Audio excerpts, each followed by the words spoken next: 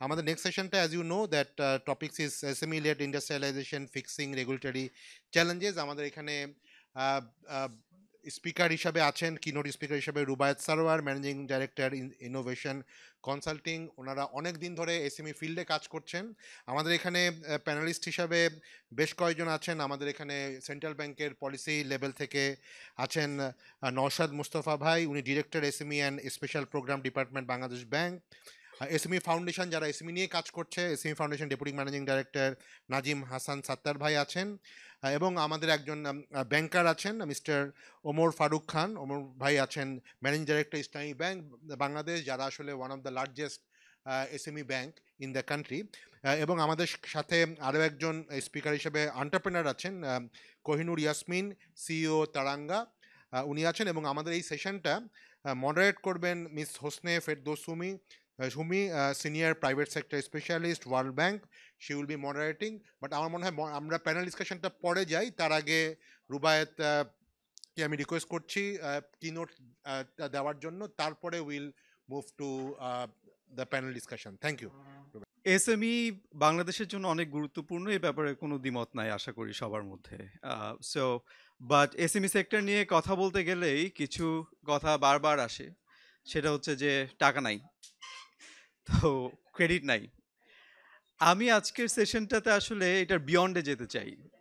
টাকা নাই সেই কথাটা শুনতে চাই না, টাকা কেন নাই সেই কথাটা বলতে চাই। এবং আমি যে বিষয় নিয়ে কথা বলতে চাই সেটা হচ্ছে যে এসএমই সেক্টর নিয়ে বাংলাদেশকে আমরা কোথায় নিয়ে যেতে চাই এবং কেন। তো আ- আমরা একটা বিষয় ফার্স্ট একটু একনলেজ করি, সেটা হচ্ছে যে the world that we know, পৃথিবীটা খুব দ্রুত চেঞ্জ হয়ে যাচ্ছে। কিভাবে চেঞ্জ হয়ে যাচ্ছে? যে আপনার ইমার্জিং ইকোনমি যারা world wide, ASEAN, South Asian countries, BRICS economies, তাদের ইকোনমি বড় হচ্ছে ওয়ার্ল্ডে, তাই তো? তাদের economic share to the world is increasing. কিন্তু এর পাশাপাশি যেটা আছে সেটা হচ্ছে there is a persistent high inflation. Inflation ইস্যুটা শুধু বাংলাদেশের লোকাল ইস্যু না, ইটস এ গ্লোবাল ইস্যু। ৩ নম্বর হচ্ছে যে আপনার যে জিওপলিটিক্যাল টেনশনটা আমরা দেখছি, যেটাকে একটু আমি গত সপ্তাহে আমি আসিয়ান বিজনেস ইনভেস্টমেন্ট সামিটে ছিলাম মালয়েশিয়ায়, জাস্ট ২ দিন আগে ব্যাক করলাম। তো সেখানে তারা বলছে Trump tariff tantrum, TTT. So যে গ্লোবাল যে জিওপলিটিক্যাল টেনশন সেটা আমাদের ট্রেডকে ইনফ্লুয়েন্স করছে। There is rising global debt level. আমরা একদিকে ক্রেডিটের কথা বলছি, কিন্তু অন্যদিকে we have a debt pressure. বাংলাদেশেও কিন্তু প্রচুর টাকা ডেট আছে, আমাদেরকে টাকা পে করতে হচ্ছে। আরেকটা হচ্ছে যেটা একটু আগের সেশনে আসছিল, সেটা হচ্ছে র্যাপিড ডিজিটাইজেশন, এআই, আপনার ইনভেস্টমেন্ট। ঠিক আছে? সো যেটা ওয়ার্ল্ডকে আমরা যেভাবে চিনি সেটা খুব দ্রুত চেঞ্জ হয়ে যাচ্ছে। এখানে কিছু আপনার ডেটা আছে যে ইমার্জিং মার্কেট ইকোনমিজ এখন ওয়ার্ল্ড জিডিপির প্রায় 45% আপনার আপনার শেয়ার, যেটা 25% ছিল 2000-এ। ইনফ্লেশন রেট 5.9% ছিল 2024-এ, 2025-এ এসে সেটা হয়েছে 4.5%। জিওপলিটিক্যাল টেনশনের কথা আমি বলেছি। গ্লোবাল ডেট লেভেলও এখন 237% of global GDP. AI investment 2024 সালে ছিল $252.3 বিলিয়ন। সো এই যে এআই ইনভেস্টমেন্ট যেটা গ্লোবালকে চেঞ্জ করে দিচ্ছে, Bangladesh is part of this. কিন্তু তো বাংলাদেশ যদি সেটাতে আপনার পার্টিসিপেট করতে না পারে, তাহলে কিন্তু আপনার আমাদের ability to be competitive in the global value chain would be affected. তাহলে আমরা যে ড্রাইভার্সগুলো দেখছি সেগুলো হচ্ছে এক, ইনক্লুসিভ গ্রোথ। শুধু গ্রোথ বললে হবে না, it has to be inclusive. Women, youth, পিছিয়ে পড়া জনগোষ্ঠী, marginalized communities, they all have to be part of it. AI led digital transformation হতে হবে। গ্লোবাল ভ্যালু চেইনের ডিসরাপশনটাকে আমাদের ম্যানেজ করতে পারতে হবে। সাস্টেইনেবিলিটি সেটাকে আমাদের এনশিওর করতে হবে। ইকোনমিক সাস্টেইনেবিলিটি, এনভায়রনমেন্টাল সাস্টেইনেবিলিটি, সেটার সাথে আছে গ্রিন গ্রোথ অ্যান্ড সার্কুলারিটি। কারণ হচ্ছে যে আমরা শুধু গ্রোথ করলেই হবে না, সেটা গ্রিন হতে হবে। এবং কেন গ্রিন গ্রোথের কথা বলছি, দিস ইজ নট আ বাজ ওয়ার্ড।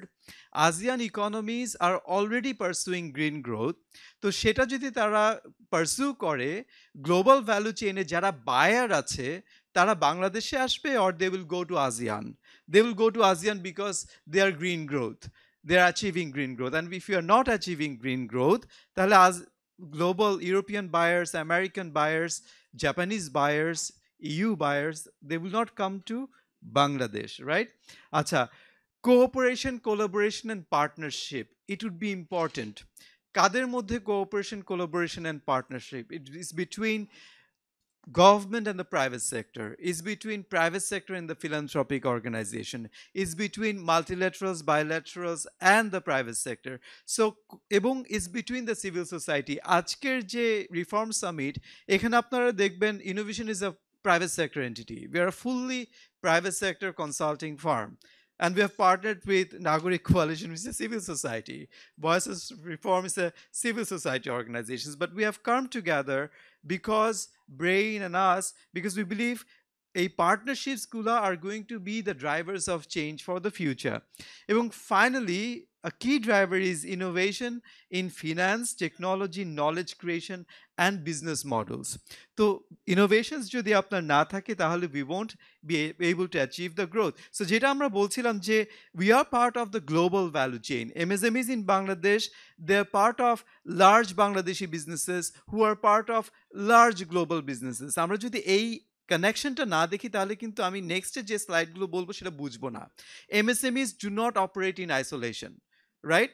একটা ছোট ফার্নিচার MSME, সে যখন আপনার বাসায় গিয়ে একটা ল্যাকার আপনার পলিশ করে, সেই ল্যাকারটা কিন্তু ইটালি স্যারালাক থেকে আসতেছে, that's a big global corporation, এবং সেটার সাপ্লাই দিচ্ছে বাংলাদেশের একটা ডিলার, সে কিন্তু একটা big global furniture manufacturer, a local furniture manufacturer, right? So there is all these interconnections. MSMEs are not isolated islands. Please, let's remember that. MSME is an island now. They're part of a global value chain, and the Bangladeshi local businesses are part of the local value chains. আচ্ছা, তো সেইখানে যে জিনিসটা ভাবতে হবে, যে word এটা একটু মাথায় নেই, সেটা হচ্ছে ভ্যালু।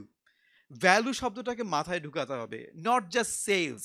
আমি 10 টাকা সেলস জেনারেট করতে পারি, কিন্তু 10 টাকার ভ্যালু ক্রিয়েশন, আমি আমার 100 টাকার ভ্যালু ক্রিয়েশন করলে তখন আমার প্রফিটটা বাড়ে।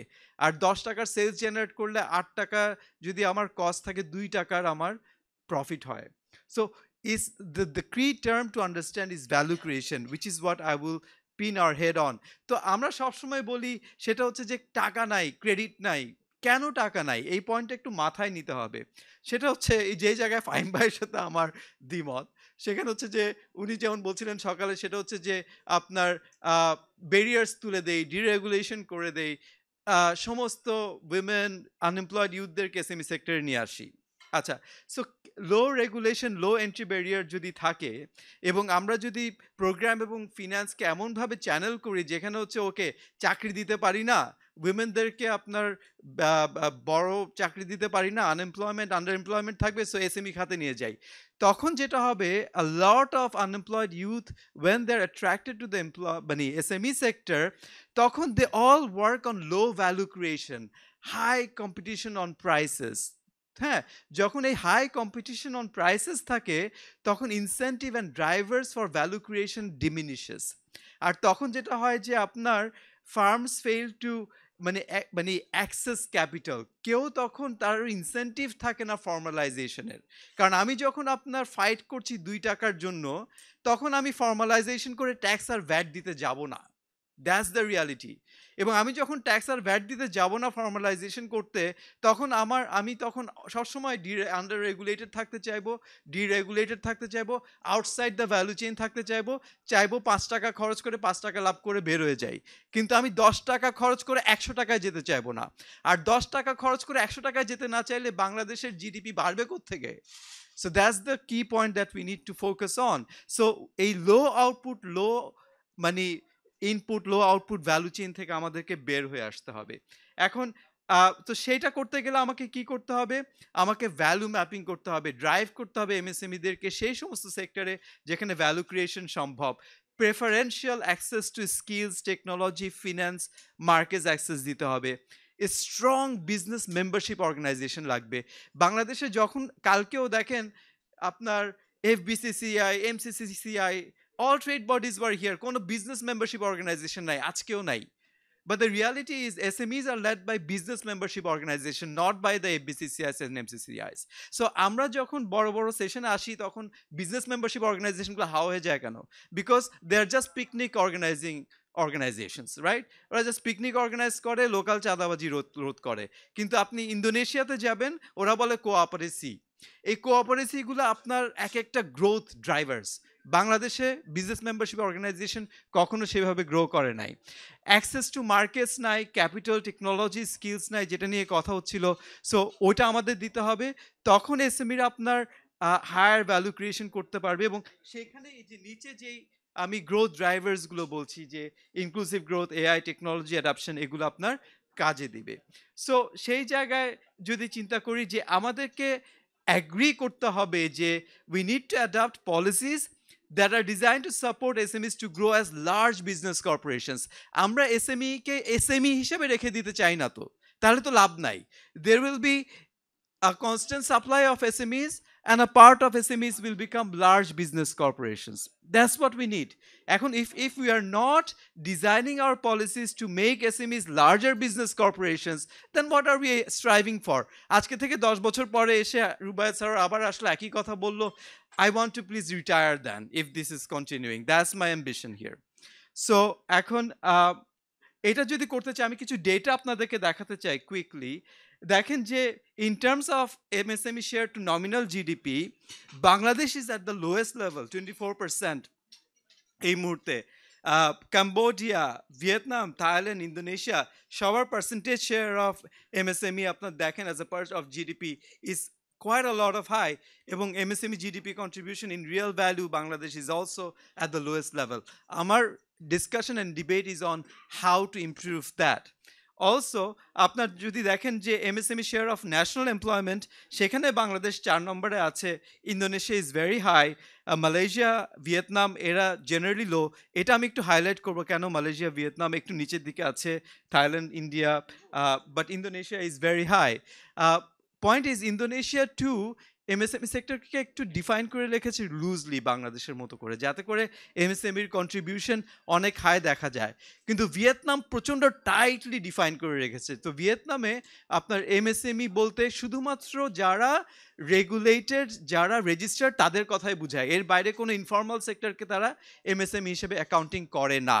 তো যেই জন্য আপনারা দেখবেন পরের স্লাইডে, সেটা হচ্ছে যে ভিয়েতনামের পার ক্যাপিটা এমএসএমইর কন্ট্রিবিউশন দেখেন around $300,000 per MSME, আর বাংলাদেশ দেখেন at the bottom $9,000 per annum per MSME output creation. $9,000 যদি MSME output creation হয়, which is around let's say 12 lakhs টাকা, which is around 1 lakhs টাকা per MSME per month.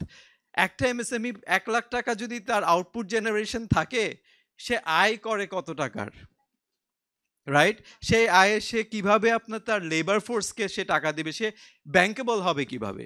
So that's my query. So এরপরে যদি আমরা দেখি, দেখেন এই যে যেটা আমি বলছিলাম যে MSMEs per 1,000 people Bangladesh is at the top. My question is, why do we need to be at the top of MSMEs per 1,000 আপনার population? We don't need to. আমার কথা হচ্ছে we need employment drivers. একটা MSME যদি আপনার 10 জনের জায়গায় 1000 employ করতে পারে, that should be the policy. Why do we need 1000 MSMEs creating 10 jobs per MSME? So সেইভাবে আমাদেরকে পলিসিগুলো চিন্তা করতে হবে। এবং লেটস সে এইবার যদি দেখেন সব, যেহেতু আমার প্যানেলে দেয়ার আর 3 bankers, so they will be talking about it eventually. So access to credit, so MSME দেখেন Bangladesh is at the top, below 10% formal access to credit, এবং that's not very high. So but Malaysia দেখেন access to credit is above 65%, and as I was saying, I was just listening to Malaysia 2 দিন আগেই, হ্যাঁ। So the way they're planning and thinking, this will only just grow, আর আমরা শুধু তলায় থেকে যাব। So AI integration, credit rating, scoring, this all needs to move up. So এটার জন্য যেটা দরকার ফার্স্ট অফ অল, সেটা হচ্ছে ডেটা। আমাদের ভালো ডেটা নাই। সো আমি ডিটেইলে যাব না, but point is we need good data. 2 নম্বর হচ্ছে যে বাজেট। আমাদের যদি যে গ্রোথ লেভেল আমরা অ্যাচিভ করতে যাই, যদি জিডিপির 35% এমএসএমই থেকে আসতে হয়, তাহলে এখন থেকে যদি আমি ক্যালকুলেট করি, আপনার 7% পার অ্যানাম গ্রোথ মানে হচ্ছে আমার 7.63 billion US dollar investment লাগবে on SMEs. Where will this money come from? যে আমার প্রত্যেক বছরে $7 billion MSME সেক্টরের আপনার বাজেটিং লাগবে। Where is this budget? Habiba আপনারা আছেন, so please take note of this. যদি এই বাজেটটা না আসে তাহলে এমএসএমই গ্রোথ আসবে না, ভ্যালু ক্রিয়েশন যেটা বলছি হবে না। আরেকটা বড় ব্যাপার সেটা হচ্ছে আমরা মিডল ইনকাম বড় হচ্ছে, কিন্তু মিডল ইনকামের টাকা 50,000 টাকা বেতন পাচ্ছি, কিন্তু 50,000 টাকার বাইং ক্যাপাসিটি ডিমিনিশ হয়ে যাচ্ছে। যদি আমার মিডল ইনকাম গ্রুপের বাইং ক্যাপাসিটি ডিমিনিশ হয়ে যায় তাহলে সে কিনবে কোত্থেকে? আর যদি সে কিনতে না পারে তাহলে সে আপনার এমএসএমই গ্রো করবে কোত্থেকে? কারণ এমএসএমই সেলই তো করে মিডল ইনকামকে। সো বেসিক্যালি এই তিনটা ডিসফাংশনকে অ্যাড্রেস করতে হবে। We have a dysfunctioning MSME meso level, we have a data issue and we have a weak public service delivery. So আমরা এগুলোকে কিভাবে একটা কমন থ্রেডে বাইন্ড করতে পারি? So I have a list of strategic pathways, but ডিটেলে না যাই। একটা হচ্ছে ম্যান্ডেটিং ডেটা সেন্ট্রালাইজেশন, একটা হচ্ছে ফর্মালাইজেশন, 3 নম্বর হচ্ছে ডিসেন্ট্রালাইজেশন ট্রাস্ক ফোর্সেস, অর্থাৎ growth has to be at the district level, at the divisional level, then it comes to Dhaka level, not the other way round. এবং অ্যাক্সেলারেটেড গ্রোথ করিডোরস লাগবে, যেখানে গ্রিন গ্রোথ লাগবে, export oriented growth লাগবে, technology growth লাগবে। আর হচ্ছে a meso level অর্থাৎ business membership অর্গানাইজেশনগুলোকে আমাদের স্ট্রেংথেন করতে হবে। সো তিনটা পাথওয়ে, এটাকে এনশিওর করার, ডেটাকে সেন্ট্রালাইজ করার, সিস্টেমস স্ট্রেংথেন করা, যেমন meso level, credit access and etcetera, আর public private philanthropic partnership. So ডেটাকে আপনার কিভাবে আপনার সেন্ট্রালাইজ করা যায়? We need data on value creation, employment, inclusion. ডেটাকে ইন্টারঅপারেবল করতে হবে, সেন্ট্রালাইজ করতে হবে এবং ডেমোক্রেটাইজ করতে হবে। এবং I believe SME foundation should become the central depository of data. 2 নম্বর হচ্ছে সিস্টেমস স্ট্রেংথেনিংয়ে বিজনেস মেম্বারশিপ অর্গানাইজেশনগুলোকে স্ট্রেংথেন করতে হবে, ক্লাস্টার্সগুলোকে স্ট্রং করতে হবে, টেকনোলজি অ্যাডাপ্টেশন বাড়াইতে হবে, কস্ট অফ প্রোডাকশন কমায় আনতে হবে এবং কন্টিনিউয়াস লার্নিং অ্যান্ড গ্রোথকে ফ্যাসিলিটেট করতে হবে। এবং সেই ক্ষেত্রে SMEF I believe should grow as a technical agency, এবং there should be decentralised task forces at the divisional level. এবং বাংলাদেশ মিশনস, প্রত্যেকটা বাংলাদেশ মিশনস যদি $10 মিলিয়ন করে এসএমই গ্রোথ এক্সপোর্ট দিতে পারে তাহলেও তো আমাদের আপনার বেড়ে যায়। আর দ্বিতীয় কথা হচ্ছে আপনার গ্রেটার কোলাবোরেশন বিটুইন ইপিবি, এসএমইএফ এবং বিসিক উড বি রিকোয়ার্ড। এবং এটা একটা ক্রস মিনিস্ট্রিয়াল অ্যাক্টিভিটি হতে হবে, যেখানে মৌকা, BIDA, ministry of finance, Bangladesh bank and other regulatory agencies should come forward. এবং ফাইনালি আপনার স্ট্র্যাটেজিক লং টার্ম পার্টনারশিপস লাগবে বিটুইন মাল্টিল্যাটারালস অ্যান্ড আপনার bilaterals and philanthropic organisations. But একটা জিনিস আমি যেখানে সুমি আপা এখানে আছেন, আই উড রিকোয়েস্ট যে Google, TikTok and all of these, they are investing heavily on the SMEs, but they are not in Bangladesh. They're investing in India, they're investing in ASEAN. We need to bring them to Bangladesh. So that's a big thing that we need to achieve. এবং also global south to south cooperation, a bigger cooperation with the ASEAN and a greater collaboration within South Asia, and also a bigger collaboration with African countries that is extremely required, and for that we need venture capital, philanthropic capital to flow.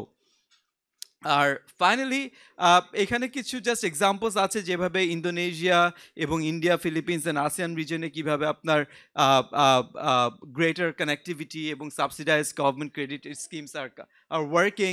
So ইন্দোনেশিয়াতে for example আপনার they provide guaranteed loan, but also what I am seeing here is that the gig economies, ধরেন ওদের ওইখানে যেরকম grab আছে, so গ্র্যাবে আপনার যখন ট্রানজ্যাক্ট করছে এসএমই, ওইটাকে ক্রেডিট স্কোর হিসেবে কাজ করছে। সো আমাদের পাঠাওতে যখন বা ফুড পান্ডাতে যখন একটা এসএমই ট্রেড করছে, তার ওই ট্রেডিংটাকে আপনার যদি ক্রেডিট স্কোর হিসেবে নিয়ে যাওয়া যায়, তখন সেইখান থেকে তাকে যদি ক্যাপিটাল দেওয়া যায়, তাহলে there will be further future growth. So with that note, এখানে আরও কিছু ডিসকাশন আছে, but time is running fast. But একটা জাস্ট পয়েন্ট বলতে চাই যে বাংলাদেশি মিশনসগুলোকে আমি এগেন বলছি যে আপনার স্ট্রেংথেন করা উচিত, আপনার ইমপ্রুভড ভ্যাট স্ট্রাকচার আসা উচিত, রেন্টালস রেটকে কমিয়ে আনা উচিত, কারণ একটা এমএসএমই তার রেন্টাল রেট দিতে পারার ক্ষমতা অনেক কম। সো রেন্টাল রেটকে কমিয়ে আনা উচিত, কস্ট অফ প্রোডাকশনকে কমিয়ে আনা উচিত, অনলাইন ট্রানজ্যাকশন কস্টকে কমিয়ে আনা উচিত। একটা এসএমই আমরা ভুলে যাই ব্রিক অ্যান্ড আমরা বলি যে আপনি তো অনলাইনে ট্রেড করেন, এত টাকা চাচ্ছেন কেন? আপনাকে একটা কাস্টমারকে অনলাইনে আনতে ৫০০ টাকা খরচ হয় তার সাথে শুধু একটা এঙ্গেজমেন্ট করতে, আর সেলস করতে ১,০০০ টাকার উপরে চলে যায়, আর তারপরে সে সেল করবে ৫০০ টাকায় আপনাকে। So that's the expectation. So how do we bring them down, এবং ডায়াসপোরা কানেকশনটাকে স্ট্রেংথেন করা উচিত, এবং আপনার আউটসোর্সিং বেসটাকে আপনার বাড়ানো উচিত, এবং অ্যাজ আই সেড ভ্যালু এডিশনকে প্রমোট করা উচিত, not just petty trade. Thank you so much. ধন্যবাদ রুবায়েত সারোয়ারকে, প্রচণ্ড ইনফরমেটিভ এবং খুব ডিটেইল একটা প্রেজেন্টেশন দিলেন, এবং এই প্রেজেন্টেশনটা আসলে একটা নিউ আমরা ডিরেকশনও দেখলাম। বেশিরভাগ সময় যখন আমরা এসএমইদেরকে নিয়ে কথা বলি তখন এসএমইদের কিছু বেসিক প্রবলেম, সমস্যা বা যে কনস্ট্যান্টগুলো তারা ফেস করে, এবং সেখানে মানে rightly you have mention that access to finance সবার আগেই সবাই ডিসকাশনে নিয়ে আসেন, এবং দিস ইজ অলসো ট্রু, এটা সত্যিই একটা সমস্যা। কিন্তু তার সাথে যে অন্য পার্সপেক্টিভগুলো আছে, আজকের প্রেজেন্টেশনে আসলে আমরা আরেকটা অ্যাঙ্গেল থেকে এসএমই এবং এসএমই গ্রোথ বিষয়টাকে দেখলাম, এবং সেটা in the perspective of global value chain. সেই সাথে এসএমইর সাথে যেভাবে এখনকার যেভাবে গ্লোবাল এনভায়রনমেন্টটা চেঞ্জ হচ্ছে, সেক্ষেত্রে green growth, AI, global value chain, এই সমস্ত অ্যাসপেক্টগুলো আসলে আমরা একটা স্লাইডের মধ্যে, একটা পুরো প্রেজেন্টেশনের মধ্যে আমরা দেখতে পেয়েছি। সো আশা করছি আমাদের আজকে সাথে যারা প্যানেল মেম্বাররা আছেন তাদের কাছ থেকে আমরা আরও কিছু ভ্যালুয়েবল ইনফরমেশন এবং কিছু ডিসকাশন আমরা শুনবো, এবং যাতে করে আমাদের going forward different kind of reforms, যেটা আমরা এসএমইর সাথে কাজ করতে গিয়ে দেখছি যে অপরচুনিটি আছে, going forward we will be able to generate some traction on this. So আমি প্রথমেই ইনভাইট করব, আজকের আমাদের সাথে উপস্থিত আছেন মোহাম্মদ ওমর ফারুক খান, ম্যানেজিং ডিরেক্টর ইসলামী ব্যাংক বাংলাদেশ। উনি আজকে আমাদের সাথে উপস্থিত আছেন। আসসালামু আলাইকুম। আপনার কাছে পুরো পার্সপেক্টিভ থেকে একটু জানতে চাইবো, যেহেতু আপনারা এসএমই এবং এই খাতের সাথে ফিনান্সিয়াল সেক্টরের পার্সপেক্টিভে কাজ করছেন, সেক্ষেত্রে কী ধরনের আসলে এই অ্যাক্সেস টু ফাইন্যান্সের বিষয়টাই যদি আমি এখন প্রথম শুরু করি, আমি তারপর হয়তো অন্য বিষয়গুলোতে যাব। সেক্ষেত্রে আপনারা রেগুলেটরি ব্যারিয়ারগুলো কি দেখছেন, যাতে করে আপনাদের এই ফাইন্যান্সিংটা এসএমইদেরকে কাছে পৌঁছানো পর্যন্ত, যেখানে আপনারা মনে করছেন যে এই ধরনের ব্যারিয়ারগুলোকে যদি আমরা অ্যাড্রেস করতে পারি, তাহলে এসএমইর যে গ্রোথটা আমরা দেখছি অন্যান্য দেশ, বিশেষ করে ভিয়েতনাম, মালয়েশিয়া, অন্যান্য কান্ট্রি যে লেভেল পর্যন্ত নিয়ে গেছে, আমরা সেই পথে আসলে যেতে পারবো। জি, ওভার টু ইউ। আসসালামু আলাইকুম। প্রথমত আমাদের পেপার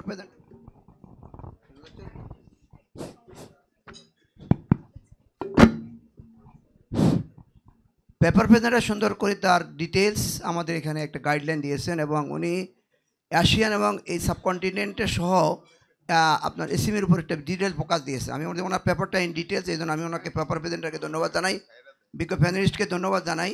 আমাদের সম্মানিত যিনি আজকের সঞ্চালক, উনি বলছেন যে আমাদের ব্যারিয়ার, তো আসলে আমরা আইবিবিএল পার্সপেক্টিভে আমরা যদি চিন্তা করি এবং কান্ট্রি পার্সপেক্টিভ চিন্তা করি, যে এসএমইটা একটু সবচেয়ে আমরা মনে করি যে জিডিপি কন্ট্রিবিউটর সবচেয়ে বেশি করে, কিন্তু আমরা ব্যাংকাররা কি করি, আমরা মনে করি যে এসএমই সেক্টর কিছু রিস্কি। আমাদের সেন্ট্রাল ব্যাংকের লোক এখানে আছেন, আমরা মনে করি যে এখানে, যেমন আমি যদি মনে করি যে আমার বিনিয়োগকে আমি একটি ক্লায়েন্টকে 100 কোটি টাকা দিব, আমি সেখানে প্রফিট করব, আমার আলটিমেটলি যেহেতু আমার অপারেটিং প্রফিট আমার মূল টার্গেট, সেখানে আমি এসএমই সেক্টরে আমি যাই না।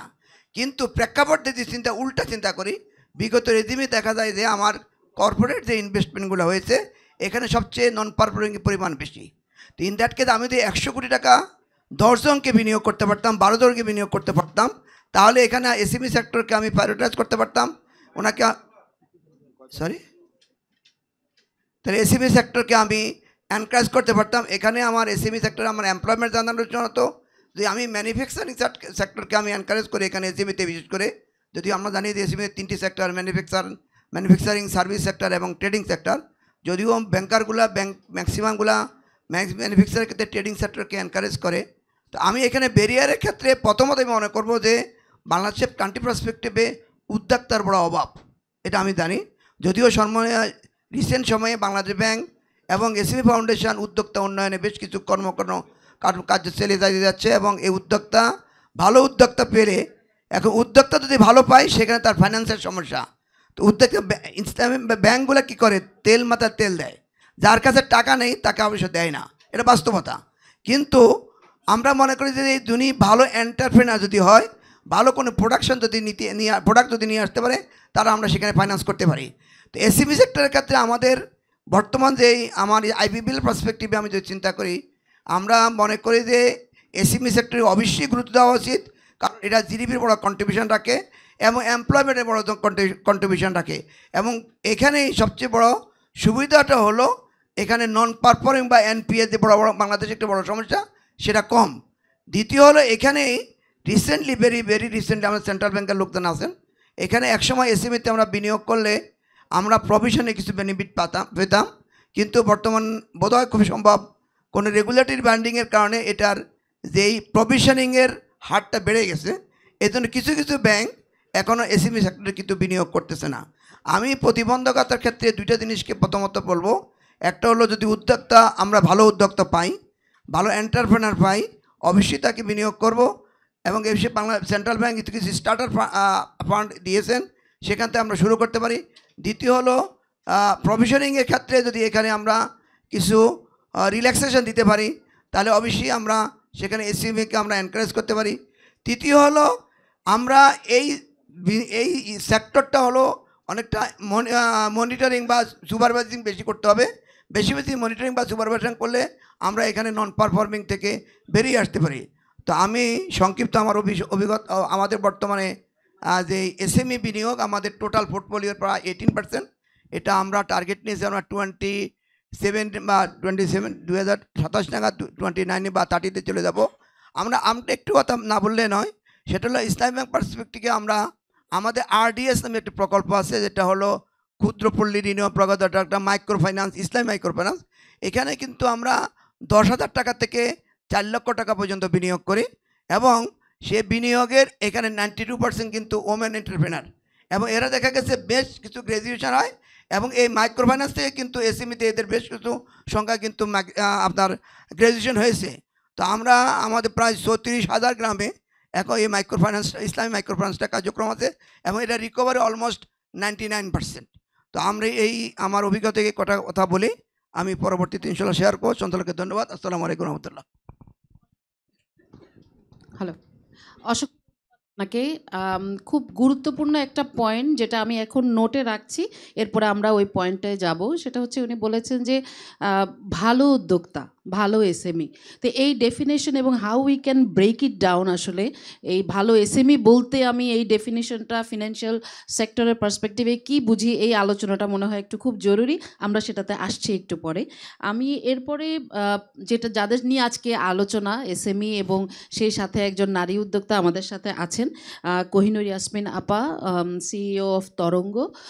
অনেক দিন যাবৎ উনি কাজ করছেন এসএমই সেক্টরে, হ্যান্ডিক্রাফট এবং অন্যান্য প্রোডাক্ট নিয়ে। উনি শুধুমাত্র বাংলা মার্কেটেও কাজ করছেন। সো সেই পার্সপেক্টিভ থেকে আপার কাছে একটু আমি জানতে চাইবো, আমরা ফাইন্যান্সিং নিয়ে কথা শুনেছি, আমরা একটু আপনার কাছে শুনতে চাচ্ছি যে আপনি এই সেক্টরে এসএমইদের সাথে এবং অন্যান্য উদ্যোক্তাদের সাথে কাজ করতে গিয়ে এসএমই গ্রোথের যেই অপরচুনিটিগুলো আজকে আমরা দেখলাম, আজকের স্লাইডে দেখলাম, এবং সেখানে বেশ কয়েকটা নতুন এরিয়াও আমরা দেখেছি। নট নেসেসারিলি সেলস বৃদ্ধি শুধু, যেটা ভ্যালু অ্যাডিশন বলতে আমরা এখন আসলে কিভাবে গ্লোবাল ভ্যালু চেইনে কানেক্ট করব, কিভাবে আমরা নতুন যে টেকনোলজি আসছে তার সাথে অ্যাডাপ্ট করব, এআই থেকে শুরু করে গ্রিন ট্রান্সফরমেশন, এগুলোকে আমরা যখন আমরা ইন্টারনালাইজ করতে যাব, সেক্ষেত্রে এসএমইদের কি ধরনের আদার ব্যারিয়ার আপনি অ্যান্টিসিপেট করছেন বা দেখছেন আপনার কাজের মধ্যে? ধন্যবাদ। আসসালামু আলাইকুম, ধন্যবাদ সুমি আপা। আমি বিনয়ের সাথে বলছি, আমি হয়তো আমার মুখ থেকে বেশ কিছু শব্দ বেরিয়ে যেতে পারে, তো আপনারা ক্ষমা সুন্দর দৃষ্টিতে দেখবেন। তো আমি actually exporter and manufacturer and exporter fully green product. এখন আমার প্রায় 27টা দেশে আমি এক্সপোর্ট করছি, কিন্তু ফুললি আমি ফ্যাক্টরি বেসড না, ফুললি হোম বেসড প্রোডাকশন। কিন্তু এতে আমার অনেক প্রেশার হয়, আমার পুরো এভরিথিং ইন মাই শোল্ডার। তো কিন্তু আমি চাই যে সেভাবেই ওই গ্রামের যে তৃণমূল নারীরা আছে যারা এক এক দিকে স্কিল, তাদের প্রোডাক্টটাকে বিশ্বের বাজারে তুলে ধরা। যার জন্য আমি ওইভাবে ফ্যাক্টরি বেস করছি না, আমি চাচ্ছি more employment generation in the grassroot level. তো এই যে এসএমই সেক্টর নিয়ে সবসময় কিন্তু আমরা ব্লেমটা শুনে আসি। আজকে যদিও এসএমই মেল ফিমেল বোথ, কিন্তু আমি একটু হাইলাইট করব ফিমেলদের ক্ষেত্রে।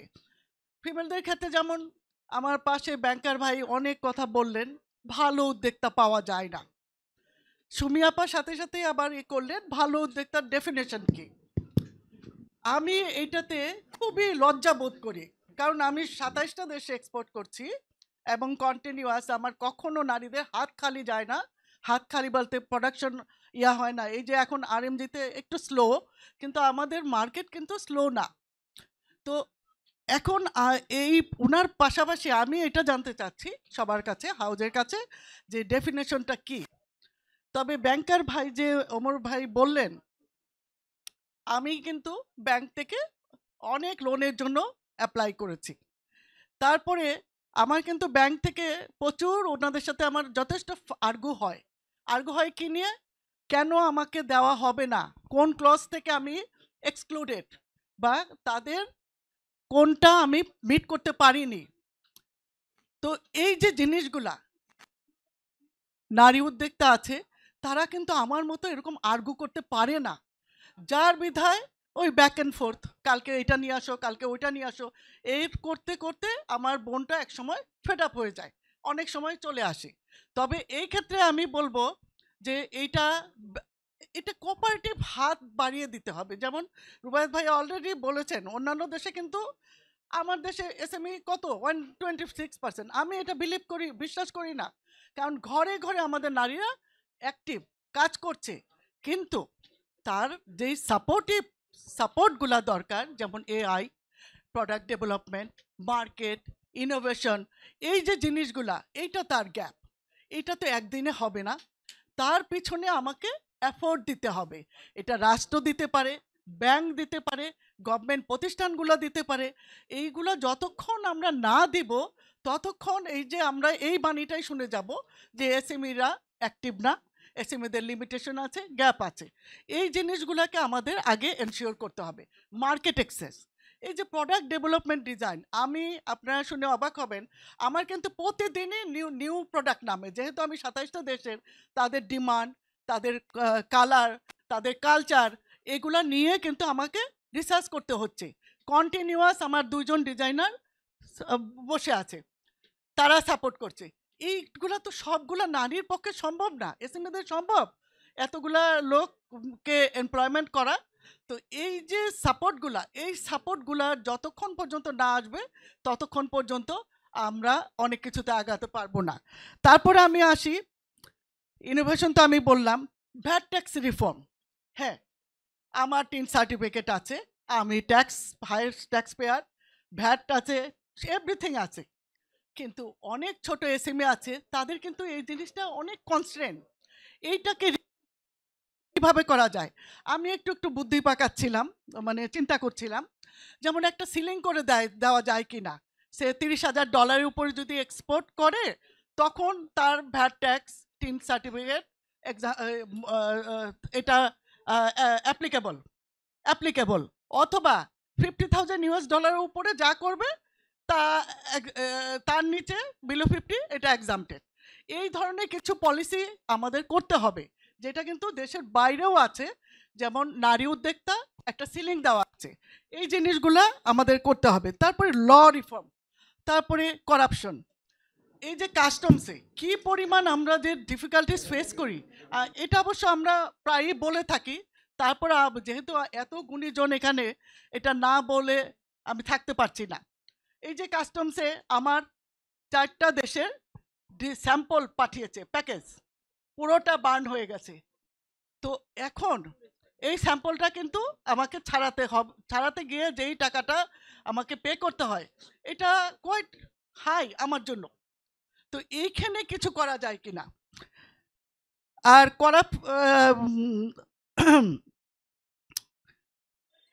ভ্যালু ক্রিয়েশন যেটা, তারপরে মার্কেট অ্যাক্সেস। এখন হ্যাঁ, ইপিবি আমাদের জন্য প্রতি বছরই কিছু এন্টারপ্রেনারদেরকে নিয়ে যাচ্ছে। খুব ভালো কথা। এই একটা এক্সপোর্ট মার্কেটে ঢোকার আগে অনেকগুলো স্টেপ থাকে। তার প্রোডাক্ট কোয়ালিটি, সিজনাল, যেই দেশে যাব সেই দেশে আমি নিয়ে যাব কি প্রোডাক্ট হবে, কালার ট্রেন্ড কি, তারপরে আমার কস্টিং অ্যান্ড প্রাইসিং, সেই জিনিসগুলোকে আমাদের কিন্তু নো হাউ নেই। হ্যাঁ, এটা অনেক নারীরই নাই, কিন্তু এই জায়গাটাকে গাইড করার মতো, কোচ করার মতো কাউকে যদি সাপোর্টিভ আকারে আসা যায়, তাহলে এসএমইগুলো এগিয়ে যাবে। আর ফাইন্যান্সের কথা আমি কুইক একটু বলে, সুমি আপা যদিও আমাকে সিগন্যাল দিচ্ছে, আমি কিন্তু পিকেএসএফ থেকেও সাপোর্ট নিচ্ছি। পিকেএসএফ থেকে তারা যে ফিনান্সিয়াল সাপোর্টটা করছে, যদিও লোনে, কিন্তু এটা যথেষ্ট আমাদের জন্য কমফোর্টেবল, ব্যাংকের থেকে কমফোর্টেবল। কিন্তু তাদের কিছু ম্যান্ডেটরি আছে, তারা তৃণমূল পর্যায়ে। তো এইখানেও তাদের সাথেও যদি ব্যাংকগুলো যখন অনেক সময় আমাদেরকে ইগনোর করে, আমি আমার লাইফ স্টোরি বললে আপনারা তখন বুঝতেন, তো তাদের সাথে কিভাবে অ্যালাইন করা যায় এটা একটু দেখা যায় কিনা, ভেবে দেখা যায় কিনা। জি। ধন্যবাদ। অনেক ধন্যবাদ কোহিনুর আপা, এবং আপনার একদম প্র্যাকটিক্যাল এক্সপেরিয়েন্স থেকে, মাঠ পর্যায়ের যদি আমি বলি, সেই অভিজ্ঞতা থেকে কিছু বিষয় তুলে ধরার জন্য। আমি এবার যাচ্ছি যে একজন আজকে আমাদের সাথে আছেন, মোহাম্মদ নাজিম হাসান সাত্তার, যিনি কাজ করছেন ডেপুটি ম্যানেজিং ডিরেক্টর হিসেবে এসএমই ফাউন্ডেশনে। এবং আমরা জানি এসএমই ফাউন্ডেশন অনেক বছর ধরে এসএমইদের গ্রোথ নিয়ে অনেক রকমের কাজ করে যাচ্ছে, including capacity building, policy advocacy, financing থেকে শুরু করে সমস্ত এরিয়াতে আসলে ওনারা কাজ করছেন। তো নাজিম ভাইয়ের কাছে আমার যেটা প্রশ্ন, সেটা হচ্ছে আমরা যেই দুই ধরনের আলোচনা শুনলাম, এক হচ্ছে ফিনান্সিয়াল যে ব্যারিয়ার, এবং সেই সাথে কিছু নন ফিনান্সিয়াল ব্যারিয়ার এসএমইসরা ফেস করছে।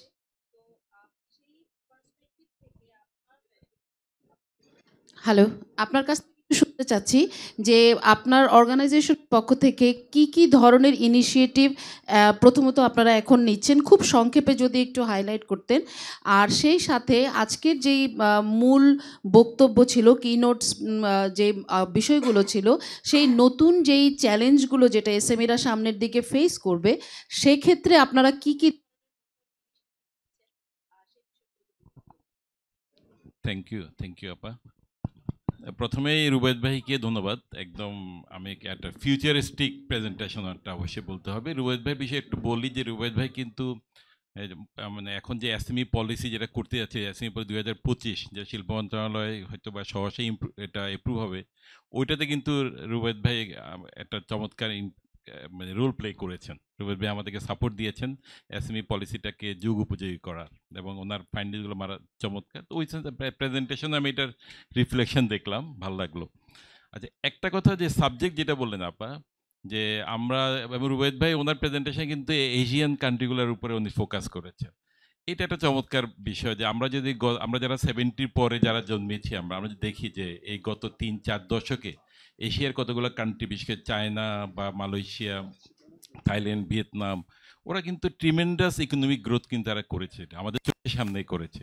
এবং এই গ্রোথের যে সাকসেস বা ফ্যাক্টর ছিল, আসলে তাদের মেইন ছিল তারা মানে অ্যাগ্রো থেকে দে ট্রান্সফর্ম টু ইন্ডাস্ট্রিয়ালাইজেশন, তার মানে তারা ইন্ডাস্ট্রি লেড কী বলে ডেভেলপমেন্ট অ্যাপ্রোচ তারা নিয়েছিল। এটা তাদের মূল, তারা ইন্ডাস্ট্রি লেড ডেভেলপমেন্ট অ্যাপ্রোচের কারণে তাদের এই যে ইকোনমিক গ্রোথটা হয়েছে। কিন্তু ইন্টারেস্টিং বিষয় হচ্ছে ওদের এই দেশগুলার মোস্টলি জাপান সহ তাদের কিন্তু টোটাল এন্টারপ্রাইজের কিন্তু মোর দেন 90% এসএমই। তার মানে আমরা বলতে পারি তাদের যে এই যে প্রোগ্রেস, এই যে গ্রোথ, এর ক্ষেত্রে এসএমইর কিন্তু বিশাল অবদান আছে। আচ্ছা, এখন আমাদের বাংলাদেশেও কিন্তু যে সরকারের যে ডাটাবেস বা বিবিএস এর যে সেন্সাস আছে, যেটা সেখানে দেখা যাচ্ছে আমাদের এসএমইও কিন্তু মোর দেন 90%। কিন্তু আমাদের এসএমইর যে জিডিপির গ্রোথও দেখলাম যে বাংলাদেশের জিডিপি গ্রোথ অনেক কম আমাদের কন্ট্রিবিউশন। তো ওই দেশগুলো এত কন্ট্রিবিউট করছে, আমাদের এসএমই কেন করতে পারছে না? এটা একটা বড় প্রশ্ন। তার মানে এখানে একটা গ্যাপ বলে, আমি তো গভর্নমেন্ট থেকে বলতে পারছি না যে আমার পলিসি লিমিটেশন আছে, আমি বরং বলতে পারি যে পলিসি গ্যাপ আছে, এখানে একটা গ্যাপটাকে বলবো আমি, সেটা একটু পরে হাইলাইট করি। তার আগে আমি একটু বলি যে আপার দৃষ্টিকোণ থেকে যে আমাদের যে এসএমই লেড ইন্ডাস্ট্রিয়ালাইজেশন বা এসএমই লেড ডেভেলপমেন্ট অ্যাপ্রোচ যদি সত্যিকার নেওয়া যায় তাহলে কিন্তু আমাদের সত্যিকার ইমপ্রুভমেন্টটা ইকোনমিক গেইনটা হবে আমাদের। আমরা দেখেছি গত সময়ে দেখলাম যে আমরা মালয়েশিয়া বা চীন তারা কিন্তু তাদের ইন্ডাস্ট্রিয়ালাইজেশনগুলোকে মানে টোটালি এক্সপোর্ট লেড ইন্ডাস্ট্রিয়ালাইজেশন তারা চলে যায়, তাদের এক ফোকাস চলে যায় এক্সপোর্ট বেস। এবং মালয়েশিয়া চায়না তারা বিশেষ করে চায়না এক্সপোর্ট লেড ইন্ডাস্ট্রিয়ালাইজেশনের মাধ্যমে ওরা তাদের বলা হয় যে প্রায় 80 কোটি 800 মিলিয়ন পিপলকে আউট অফ পভার্টি নিয়ে আসে। মালয়েশিয়া মিলিয়ন অফ পিপলকে কিন্তু তাদের ইকোনমিক ইমপ্রুভমেন্ট করে only by focusing to export. তো আমাদেরও যদি আমরা যদি এসএমইদেরকে আপনাদের মতো এক্সপোর্টারদেরকে প্রমোট করি, তাদেরকে মানে আমরা যদি স্ট্রিমলাইন করি তাহলে অবশ্যই আমাদের সেই সেম বেনিফিট আমরা পাবো। একইভাবে আরেকটা ওয়ে আউট অ্যাপ্রোচ থাকতে হবে ইম্পোর্ট সাবস্টিটিউট। আমরা কিন্তু ইম্পোর্ট বেস কান্ট্রি, আমাদের অনেক ইম্পোর্ট হয়, অনেক প্রয়োজনীয় প্রোডাক্ট ইম্পোর্ট হচ্ছে আমাদের। তো এগুলোকে যদি আমাদের যেই মানে উদ্যোক্তাদেরকে আমরা যদি ইম্পোর্ট সাবস্টিটিউট করি সেখানেও কিন্তু একটা ইন্ডাস্ট্রিয়ালাইজেশনের মাধ্যমে একটা বেনিফিট পেতে পারি, যেটা ইন্ডিয়া এবং ব্রাজিল দেখেছি তারা কিন্তু এক্সপোর্টের তুলনায় প্রো ইম্পোর্ট সাবস্টিটিউট তারা এই বেনিফিটটা নিয়েছে তারা। মোট কথা হচ্ছে আমরা যে সত্যিকার যদি আমাদের যে একটা দেশের যে ইনোভেশন বা আমাদের প্রোডাক্টিভিটি বা আমাদের যে পোটেনশিয়ালটা যে এক্সপ্লোর করতে চাই, আনলক করতে চাই, তাহলে অনলি ইন্ডাস্ট্রিয়ালাইজেশন, এর নিচে কোনো বিকল্প নাই। এবং সেক্ষেত্রে তবে ইন্ডাস্ট্রিয়ালাইজেশন মানে শুধু যে ফ্যাক্টরিজ তা না। ইন্ডাস্ট্রিয়ালাইজেশন বলতে আমরা বুঝবো যে একটা ইকোসিস্টেম, কান্ট্রি একটা ক্রিয়েটিং ইকোসিস্টেম যেখানে প্রোডাক্টিভিটি, যেখানে ইনোভেশনগুলা বা যেখানে access to finance, access to market, এই সবগুলা বিষয়ের জন্য একটা এনাবলিং এনভায়রনমেন্ট হবে। এবং এই যদি করা সম্ভব হয় তাহলে আমাদের যে 19% বেশি যে এসএমই তারা সত্যিকার আমাদের জিডিপিতে, যেটা দেখলাম যে এখানে ইন্দোনেশিয়া, মালয়েশিয়া ওইসব দেশের এসএমইরা যেমন কন্ট্রিবিউট করে মোর দেন 40-45%, আমাদের দেশে এসএমইরা কিন্তু ওই কন্ট্রিবিউশনটা করতে পারবে। বাট এখানে একটা পলিসি অ্যানামলির কথা আমি বলতে হবে সেখানে, সেটা হচ্ছে আমরা দেখেছি যে পলিসি আসলে কতটুকু এসএমই ফ্রেন্ডলি। আমাদের এসএমই আমরা দেখেছি যে গত সময় দেখেছি যে পলিসি ডকুমেন্টগুলোতে কিন্তু এসএমই নিয়ে অনেক কথা ছিল। SME backbone of the country, engine of economy বলা হয়, কিন্তু এই যে এটাকে ম্যাটেরিয়ালাইজ করার জন্য, এক্সপ্লয়েট করার জন্য বাজেটে কিন্তু সিঙ্গেল টাকা কিন্তু কখনো বরাদ্দ ছিল না। গভর্নমেন্ট বলছে আমি এসএমইকে প্রমোট করব, আমি এসএমইকে নিয়ে এন্টারপ্রেনিউরশিপ 1 কোটি উদ্যোক্তা বানাবো, কিন্তু বললে তো বানানো হয় না, এটা তো বাজেট সাপোর্ট লাগে। আনফর্চুনেটলি গত সময় আমরা কখনোই দেখি নাই যে বাজেটে কখনো গভর্নমেন্ট ফর এসএমইজ স্পেশাল ফোকাস ছিল, স্পেশাল বাজেট ছিল না। যে কারণে সত্যিকার অর্থে যেটা রুবাইদ ভাই দেখেছেন যে এসএমই পলিসি 2019 কিন্তু ইমপ্লিমেন্টেশন হয়নি। আপনি বারবার জিজ্ঞেস করতেছেন, আমরা এটা বড় স্টাডি করা উচিত, কেন ইমপ্লিমেন্ট হলো না। One of the reasons government was not, that means আমি বলবো না যে ইন্টারেস্টেড, মানে এটা একটা গ্যাপ ছিল এখানে। এটাকে এই যে পলিসির অ্যাকশানগুলোকে ইমপ্লিমেন্ট করার জন্য যেই সক্ষমতা বা উদ্যোক্তা উন্নয়ন, যেটা উমর সিটি কী বলে ইসলামিক এমডি সাহেব বলে উদ্যোক্তা পাচ্ছেন না, উদ্যোক্তা তৈরি করতে হবে, তৈরি করার জন্য প্রজেক্ট লাগবে বা সাপোর্ট লাগবে, সেগুলো কিন্তু গ্যাপ আছে আসলে।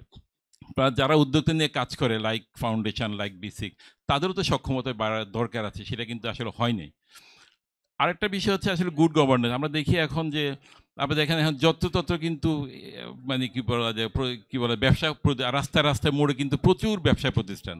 আমি অটোরিকশার দিকে যাচ্ছি না, আমরা আগারগাঁতে আমার অফিস, এখানে এখন হাঁটার জায়গা নেই, গাড়ি রাখার জায়গা নেই। সবাই এসে ঢাকা থেকে, কালকে ঢাকা শহরে এসে আজকে একটা ট্রলি নিয়ে ব্যবসা শুরু করছে। কয়েকদিন আমরা কেক স্টোরি দেখলাম। তার মানে এইগুলো কিন্তু অ্যানোমালি ক্রিয়েট করে। এগুলো কিন্তু আপনাদের মতো যারা ব্যবসায়ী, তাদের অনেক খরচ করে, যারা কমপ্লায়েন্ট বিজনেসম্যান, তাদের সাথে এক ধরনের ডিসক্রিমিনেশন ক্রিয়েট হয়, তারা কিন্তু ব্যবসাটা ওইভাবে করতে পারে না। এইখানে একটা ফোকাস করে যে কোনো লোক এসে without registration, without readiness, without preparation, সে কি আসলে ব্যবসা করতে পারবে? তার জন্য তো একটা এক ধরনের রেজিস্ট্রেশন, এক ধরনের কমপ্লায়েন্স থাকা দরকার, যে তোমাকে ব্যবসা করতে পারবে, তোমার এই শর্ত পূরণ করতে হবে। কিন্তু আমাদের দেশে এই গভর্নেন্স নাই, এখানে কারণে আসলে একটা বিশাল একটা ডিসপ্যারিটি ক্রিয়েট হচ্ছে। লাস্টে আমি যেটা বলবো, লোনের বিষয়ে আমি আসছি, পলিসি মেকার, ডিমান্ড সাপ্লাই সাইডে তো একটা গ্যাপ আছে। আপনারা জানেন যে ব্যাংক পার্টিটিভ লোনের পার্সপেক্টিভ বললে যে ব্যাংক, আর বাংলাদেশ ব্যাংক তো অনেক ইনিশিয়েটিভ নিয়েছে, বাট এই ইনিশিয়েটিভগুলোর বেনিফিট কিন্তু অনেক উদ্যোক্তারা পাচ্ছে না, সেখানে একটা গ্যাপ আছে। কিন্তু আমি বলি যে পলিসি মেকার যারা, তাদের একটা আরও ওনারশিপ দরকার আছে। কয়েকটা ঘটনা বললে আসলে ক্লিয়ার হয়ে যাবে। আপনার রিসেন্টলি আমরা কাজ করেছি, লুৎফি সিদ্দিকী স্যার আমাদের এখানে কয়েকটা মিটিং করেছেন এবং উনি এটা পার্সোনালি এগুলো মনিটর করেছেন এবং উইদিন শর্ট কতগুলো পলিসি উনি ইমপ্লিমেন্ট করে দিয়েছেন। যেমন এখন ইম্পোর্টাররা কিন্তু এখন বন্ডেজ ফ্যাসিলিটি পাবেন। যেমন আপনাদের মতো যারা উদ্যোক্তা আছে তারা কতগুলো ফ্যাসিলিটি চেয়েছে সেগুলো উনি করে দিয়েছেন। আমি লাস্টে যেটা বলবো, তুমি এটা আদারওয়াইজ নিও না, যেটা আমাদের এসএমইদের যারা বেশি অনলাইন বিজনেস করে তাদের কিন্তু একটা দাবি ছিল যে তাদের বুস্টিংয়ের জন্য তাদেরকে একটা ডলার একটা কোটা দেওয়া হোক। অনেক দিন থেকে চাচ্ছি, আমরাও চাচ্ছি, বাট রিসেন্টলি আমরা এটা করেছি। বাংলাদেশ ব্যাংকে ধন্যবাদ, বাংলাদেশ ব্যাংকের একটা ডিপার্টমেন্ট, রেসপেক্টিভ ডিপার্টমেন্ট, তারা কিন্তু ওই কোটা দিয়ে দিয়েছে। তারা এটা খুব, আমরা 3000 চেয়েছি, তারা বলছে আমরা বেশি চাইতে পারতাম, বাট $3000 একটা কোটা দিয়ে দিয়েছে। এখন এতে করে যেটা হবে, যে কোনো উদ্যোক্তা তার প্রোডাক্টটাকে মার্কেটিং করার জন্য, নট ইন লোকাল, অ্যাব্রোডে মার্কেটিং করার জন্য সে কিন্তু একটা ইয়ারলি $3000 একটা কোটা সে পেয়ে যাচ্ছে। এটা একটা বিশাল চেঞ্জ, উদ্যোক্তা অনেক দিন ধরে এটা চাচ্ছিল। আর একটা বিষয় যেটা উনি বললেন, এমডি মহোদয় বললেন যে প্রভিশন, আগে ছিল যে এসএমই ফাইন্যান্সিং ক্ষেত্রে ব্যাঙ্কগুলার প্রভিশনিংটা কম ছিল। তার মানে আমি যদি এসএমই ফাইন্যান্সিং করি তাহলে আমার প্রফিটের একটা তুলনামূলক কম পোর্শন প্রভিশন করতে হবে, বাট আমি যে কর্পোরেট ফাইন্যান্স করি আমার প্রফিটের বেশি পোর্শন প্রভিশন করতে হবে। তো এই প্রভিশনের কারণে হয় কি, ডাইরেক্টর যারা আছে তাদের প্রফিটের একটা বেনিফিট আছে। এসএমইকে ফান্ডিং করলে ডাইরেক্টররা প্রফিট বেশি পেত, যে কারণে ওরা এসএমই ফোকাস ছিল। বাংলাদেশ ব্যাংক কিন্তু এটা সমান ইউনিক করলো 1% ফর এসএমই, 1% ফর কর্পোরেট। আমরা অনেকদিন থেকে বাংলাদেশ ব্যাংকে বলছি, রিসেন্টলি আবার আমরা বললাম, লুৎফি সিদ্দিকী স্যারের প্রেজেন্সে একটা মিটিং বললাম, তো ওইখানে বাংলাদেশ ব্যাংক তখন একটা পলিসি করলো কি, এখন ওইটা না করে, প্রভিশনিংটা না করে, সেটা বাংলাদেশ ব্যাংক যেটা করলো সেটা হচ্ছে ওরা ওই যে ক্লাসিফিকেশনে এটা রিল্যাক্স করে দিল। আগে যেখানে 1 মাস ওভারডিউ হইলে ক্লাসিফাই হয়েছে, এখন 2 মাস করে দিল। ব্যাংকাররা বলে এটা তো ওদের জন্য আরও নেগেটিভ হইলো, এখন উদ্যোক্তারা লোন রিপে করতে চাবে না। তার মানে আমি বলতে চাই, পলিসি মেকার যারা আছে তাদের আন্ডারস্ট্যান্ডিং, তাদের উইলে ওনারশিপ একটা ফ্যাক্টর। এবং লাস্টে যেটা আমি শেষ করতে চাই, নওশাদ রিসেন্টলি আমাদের বন্ধু, আমরা একসাথে বাংলাদেশ ব্যাংক জয়েন করেছিলাম। নওশাদ মোস্তফা এখন এসএমই ডেভেলপমেন্টের ডাইরেক্টর। উনি চমৎকার কত ইনিশিয়েটিভ নিয়েছেন, এবং উনি যে লাস্ট যে এসএমই যে একটা মাস্টার সার্কুলার, যেখানে এসএমই লোনের সবগুলা টার্মস কন্ডিশন ফ্যাসিলিটিস থাকে, ওই মাস্টার সার্কুলারটা ওনার উদ্যোগে উনি নিয়েছেন। এবং উনি এই পলিসিটা করার আগে, যেটা বাংলাদেশ ব্যাংক আগে কখন করে নাই, উনি প্রত্যেকটা ডিভিশনে গিয়ে ডিমান্ড দিবেন উদ্যোক্তাদের সাথে, ব্যাংকারদের সাথে কথা বলে তাদের নিডগুলো জেনে উনি পলিসি ইনপুট দিয়েছে এখানে। যেমন আগে একটা কথা ছিল, ইনফর্মাল উদ্যোক্তা ট্রেড লাইসেন্স নাই, সে লোন পেত না, অনলাইন উদ্যোক্তা লোন পেত না, উনি কিন্তু করে দিয়ে যে হ্যাঁ 5 লাখ টাকা পর্যন্ত লোনের জন্য এখন ট্রেড লাইসেন্স লাগবে না। এই যে একটা পলিসি, একটা সাপোর্ট, এই সাপোর্টের কারণে অনেক উদ্যোক্তা লোনের আওতায় চলে আসবে। তো আমরা যেটা মনে করি যে ব্যাংকাররা, পলিসি মেকাররা যদি সত্যিকার যে ওন করে, তাহলে তাদের যে প্রো এসএমই পলিসি তারা সত্যিকার করে, তাহলে কিন্তু এসএমইর যে চ্যালেঞ্জগুলো সেগুলো কিন্তু ওভারকাম করা সম্ভব। আমরা যদি ব্যাংকগুলোর মধ্যে ব্যাংকরা লোন করছে না, আমি আবার শেষ করে ফেলছি, লোন দিচ্ছে না আমরা দেখি, কিন্তু কোনো ব্যাংক কিন্তু লোন দিচ্ছে, বিশেষ করে ব্যাংকের নাম বলতো, তারা কিন্তু লোন দিচ্ছে। তার মানে চাইলে হয়, তাদের পলিসি যারা ডিসিশন মেকার তারা যদি চায় তারা কিন্তু, আমরা ময়মনসিংহ বিভিন্ন ডিস্ট্রিক্টে যখন যাই, যখন কোন ব্যাংক কজন উদ্যোক্তা দিয়েছে, ইসলামী ব্যাংক বলো 20 জন দিল, বা অন্য ব্যাংক বলো 5 জন, কেউ বলো উদ্যোক্তা খুঁজে পাই না, ব্র্যাক ব্যাংক বললো আমরা 40 জন দিয়েছি। একই এলাকায় যদি ইসলামী ব্যাংক উদ্যোক্তা খুঁজে পায়, ব্র্যাক ব্যাংক যদি উদ্যোক্তা খুঁজে পায়, তাহলে অন্য ব্যাংক কেন খুঁজে পায় না? তার মানে এটা এক ধরনের এখানে স্ট্রাকচারাল কিছু গ্যাপ আছে, এগুলো অ্যাড্রেস করার বিষয় আছে। তো মোটা দাগে আমরা এই এক্সপোর্টার যারা আছে তাদের জন্য আমরা অনেক ধরনের কাজ করি, সেটা হয়তো পরে সুযোগ পেলে বলবো। তো আমার মনে হয়, যেটা আমরা মনে করি যে এসএমইদেরকে আসলে বাংলাদেশে ল্যাগিং বিহাইন্ড, তাদের যে পোটেনশিয়াল, তাদের যে অপরচুনিটি, সুযোগ, এগুলো কিন্তু আমরা এক্সপ্লয়েট করছি না, এবং মেইন কারণ হচ্ছে পলিসি ব্যারিয়ার। তো থ্যাংক ইউ আপা, আমি পরে অসংখ্য ধন্যবাদ আপনাকে নাজিম সাত্তার ভাই। অনেকগুলো বিষয় আপনি তুলে ধরেছেন আপনার বক্তব্যে, রেগুলেটরি পয়েন্ট অফ ভিউ থেকে, financial sector point of view থেকে, এবং আপনি রিজিওনাল কিছু বিষয় আপনি তুলে এনেছেন। অসংখ্য ধন্যবাদ তার জন্য। আমি এরপর যাচ্ছি, আমাদের সাথে আজকে আছেন নওশাদ মোস্তফা ভাই, director SME and special program department Bangladesh ব্যাংকে আছেন। আপনার কাছে আসলে একটু আমি আগে রাউন্ড আপ একটু করে তারপর আপনার কাছে প্রশ্নে যাচ্ছি। আমরা আজকে অনেকগুলো বিষয় নিয়ে কথা বলছি, কিছু ফিনান্সিয়াল ব্যারিয়ারের কথা বলছি, নন ফিনান্সিয়াল ব্যারিয়ারের কথা বলছি। ফিনান্সিয়াল সেক্টর, বিশেষ করে ব্যাংকদের কিছু কনস্ট্রেইন এবং রেগুলেটরি ব্যারিয়ারের কথা শুনলাম, এবং যেগুলো একদম মাঠ পর্যায়ে যে ধরনের সমস্যা এবং অপরচুনিটি আছে এসএমইদের জন্য, সেগুলো শুনেছি। আপনার কাছে বিশেষ করে আমার প্রশ্নটা হচ্ছে, এই সব পার্সপেক্টিভে আমরা আসলে এসএমইদের গ্রোথের জন্য বা তাদের ক্যাপাসিটি বিল্ডিংয়ের জন্য তাদেরকে কিভাবে তৈরি করতে পারি? তারা যদি ফাইন্যান্সিংয়ের জন্য যায়, তাহলে আমরা এখানে যে প্রথম বক্তার কাছে আমরা শুনেছি যে ভালো এসএমই। তো ভালো এসএমইটার জন্য এসএমই হওয়ার জন্য তাদেরকে আমরা কিভাবে তৈরি করতে পারি? এটা হচ্ছে একটা প্রথম প্রশ্ন। এরপরে আমি আসবো যে একে তো বিভিন্ন কমার্শিয়াল ব্যাংকের ফাইন্যান্সিং সোর্সের কথা আমরা শুনেছি, আমরা মাইক্রো এন্টারপ্রাইজ লোনের কথা শুনেছি পিকেএসএফ এর মাধ্যমে, যেটা আমাদের কোহিনুর আপা বললেন। আদার কি কি সোর্স হতে পারে এসএমইদের জন্য? আপনি যদি একটু আপনার পার্সপেক্টিভ থেকে ফোকাস করতেন। Thank you. Thank you Sumi আপা। প্রথমে আমি যদি অনুমতি করেন সবাই একটা ছোট্ট গল্প বলে শুরু করতে চাই। ওই যে ভালো উদ্যোক্তা বললেন না, ওই প্রসঙ্গেই মনে পড়লো। এই কয়েকদিন আগেরই কথা। তো আমার পোশাক আশাক হয়তো ঠিক বিশেষ অতিথি বা প্রধান অতিথি সুলভ না আর কি, আমি এরকমই পড়ি আমি। সেটা নিয়ে অনেক কথা অনেক জায়গায় শুনেছি, আমি গায়ে মাখি না। তো কিছুদিন আগে একটা ব্যাংকের প্রোগ্রামে এরকম আমিও অতিথি, নাজিমের যিনি এমডি আনোয়ার স্যার উনিও অতিথি, আনোয়ার ভাই প্রধান অতিথি স্যার, আমি এবং আমার আরেক বন্ধু আরেক ডিরেক্টর আমরা বিশেষ অতিথি। তো আমি ঢুকে শুরু হতে একটু দেরি আছে, so I had a coffee and go outside for a fresh air or what ever maybe the reason. And আমি যখন ফিরেছি তখন এরকম সামনের সারিতে মাঝখানে কিছু গেস্ট বসা 3 রো, এক পাশের রোতে আমি বসলাম।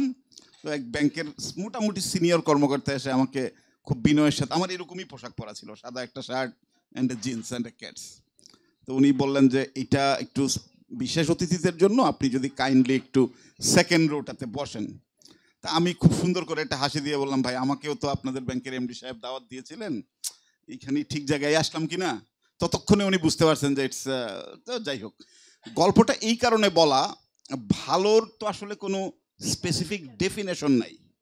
আজকে এক্স ব্যাংক যে উদ্যোক্তাকে ভালো বলছে, যে বিজনেসে লোন দিচ্ছে, ওয়াই ব্যাংক হয়তো সেই উদ্যোক্তার বিজনেসকে মনে করছে রিস্কি। সো এই আলোচনাটা আমি একটু পরে যাবো আপা, আমি 4-5 মিনিট সময় নিব। যাওয়ার আগে আমি রেগুলেটরি যে ব্যারিয়ারগুলো, আমি রুবাইয়াতের প্রেজেন্টেশনটা আগেই একটু ফাহিম ভাইয়ের কাছ থেকে নিয়েছিলাম। সো ওটা দেখেই এসছি, আজকেও দেখলাম চমৎকার ডেলিভারেশন। এখান থেকে দুটো জিনিস আমি একটু পিক করি সবাইকে আবার মনে করানোর জন্য। একটা হচ্ছে যে বিবিএস এর যে ডাটা আমরা দেখেছি, 78 লক্ষ মতো ছিল 13 সালের বিবিএস এর ইকোনমিক সেন্সাসে, এইবার বলা হচ্ছে 1,18,00,000, এটাই রাফলি হিসাব। এর মধ্যে কিন্তু শুধু ট্রেড লাইসেন্স ওলা লোকজন আছেন, ট্রেড লাইসেন্স ছাড়া লোকজন নাই। ওই সংখ্যাটা আরো অনেক বড়, আরো অনেকেই আছেন। সো আমি এখানে আমার বন্ধু নাজিমের সাথে একটু ডিফার করব। নাজিম যেটা বলেছে যে এরকম যে কোনো জায়গায় শুরু করে ফেলা, আসলে আমাদের জনসংখ্যার যে অবস্থা এবং আমাদের ইকোনমির, আমি একটা ছোট্ট ডাটা দেই। নর্মালি কি হয়, আপনি যখন সঞ্চয়পত্রের ইন্টারেস্ট রেট বাড়ে তখন সঞ্চয়পত্রে ইনভেস্টমেন্টও বাড়ে।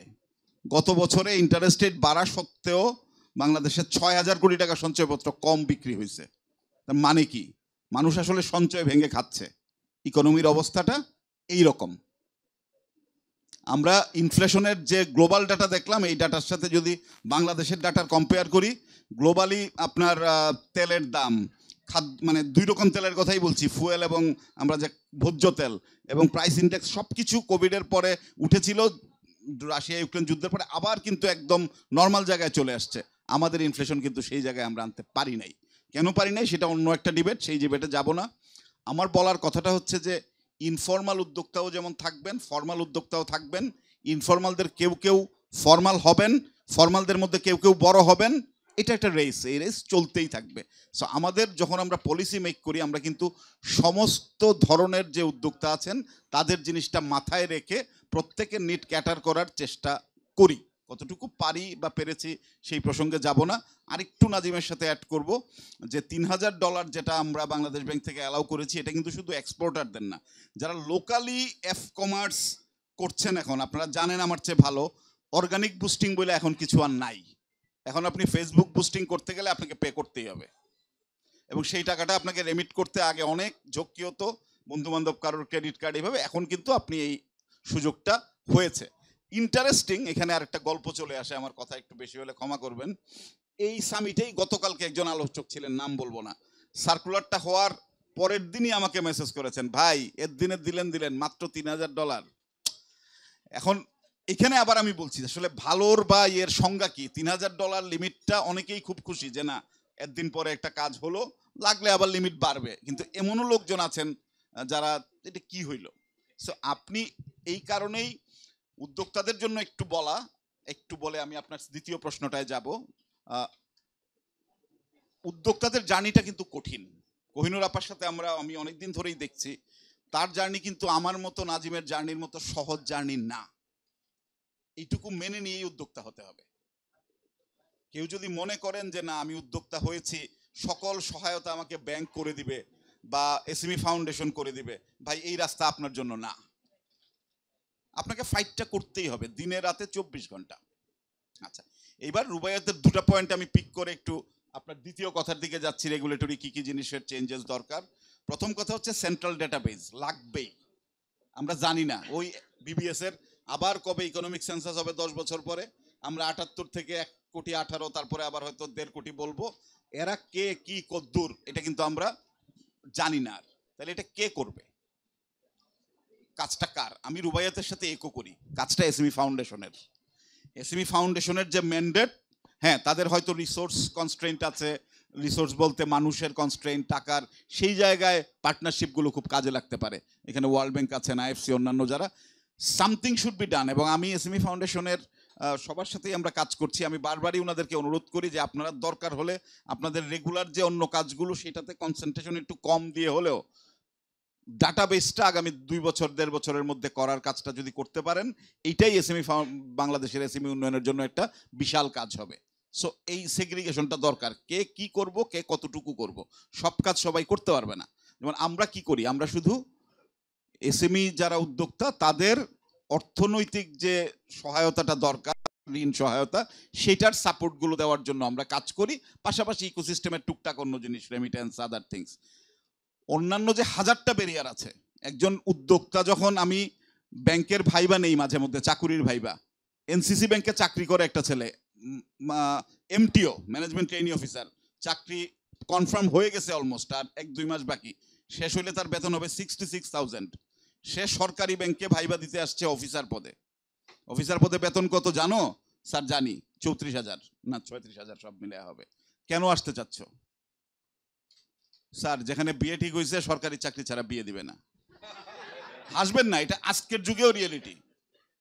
সো একটা ছেলেরই যদি পড়াশোনা করা, দেখতে শুনতে ভালো, এই অবস্থা হয়, একজন কোহিনুর আপার মতো কেউ যখন ঘর থেকে বেরোয় এসে বিজনেসটা করতে চান, তার যে কত ধরনের ব্যারিয়ার, এটা আসলে বলে শেষ করা যাবে না। সো আমি ওইদিকে যাব না, আমি রেগুলেটরি জিনিসগুলো বলে শেষ করে ফেলবো। রুবাইয়াতের দ্বিতীয় পয়েন্টটার থেকে আমি শুরু করি, ওইটা যেটা আমি পিক করেছি। আমাদের এমবেসিগুলো আসলে করে কি, এটা আমার একটা খুব বহুদিনের যে একটা প্রশ্ন আমার অনেকের কাছেই। এখানেও একটা গল্প বলতেই হচ্ছে, সরি আমাকে ক্ষমা করবেন, আমি শেষ করে ফেলতেছি আর 2 মিনিটে। ওয়ার্ল্ড ব্যাংকের মিটিংয়ে গিয়েছিলাম প্রথম 2010 সালে, অ্যানুয়াল মিটিংয়ে। আমার পাসপোর্টটা হারাই, আনফরচুনেট সেটা। তো পাসপোর্ট করতে এমবেসিতে যেতে হয়েছে, অসুবিধার তো কিছু নাই, অফিসিয়াল পাসপোর্ট সব কাগজপত্র করে গেছি, যায়া জমা দিয়ে আসছি। জমা দিয়ে এক মিলিটারি অ্যাটাচে ছিলেন এক ভদ্রলোক, লেফটেন্যান্ট কর্নেল, চোস্ত ইংরেজি বলা, দারুণ স্মার্ট মানুষ। Don't worry Naushad, if come back to day after tomorrow you will get your passport. অ্যাকসেন্টও আমেরিকান হয়ে গেছে। আমি জমা টমা দিয়ে চলে আসছি বের হয়ে, রিসেপশনে কাজ করে একটা বাঙালি মেয়ে, পার্ট টাইম, ওইখান থেকে হায়ার করা, সে দৌড়ে বাইরে এসে আমাকে ধরছে, ভাইয়া আপনার পাসপোর্ট কি? আমি বলছি হ্যাঁ আমার তো লাগবে ভাই, পরশুদিন পাবো, তার 2 দিন পরে আমার ফ্লাইট, আমি চলে যাবো।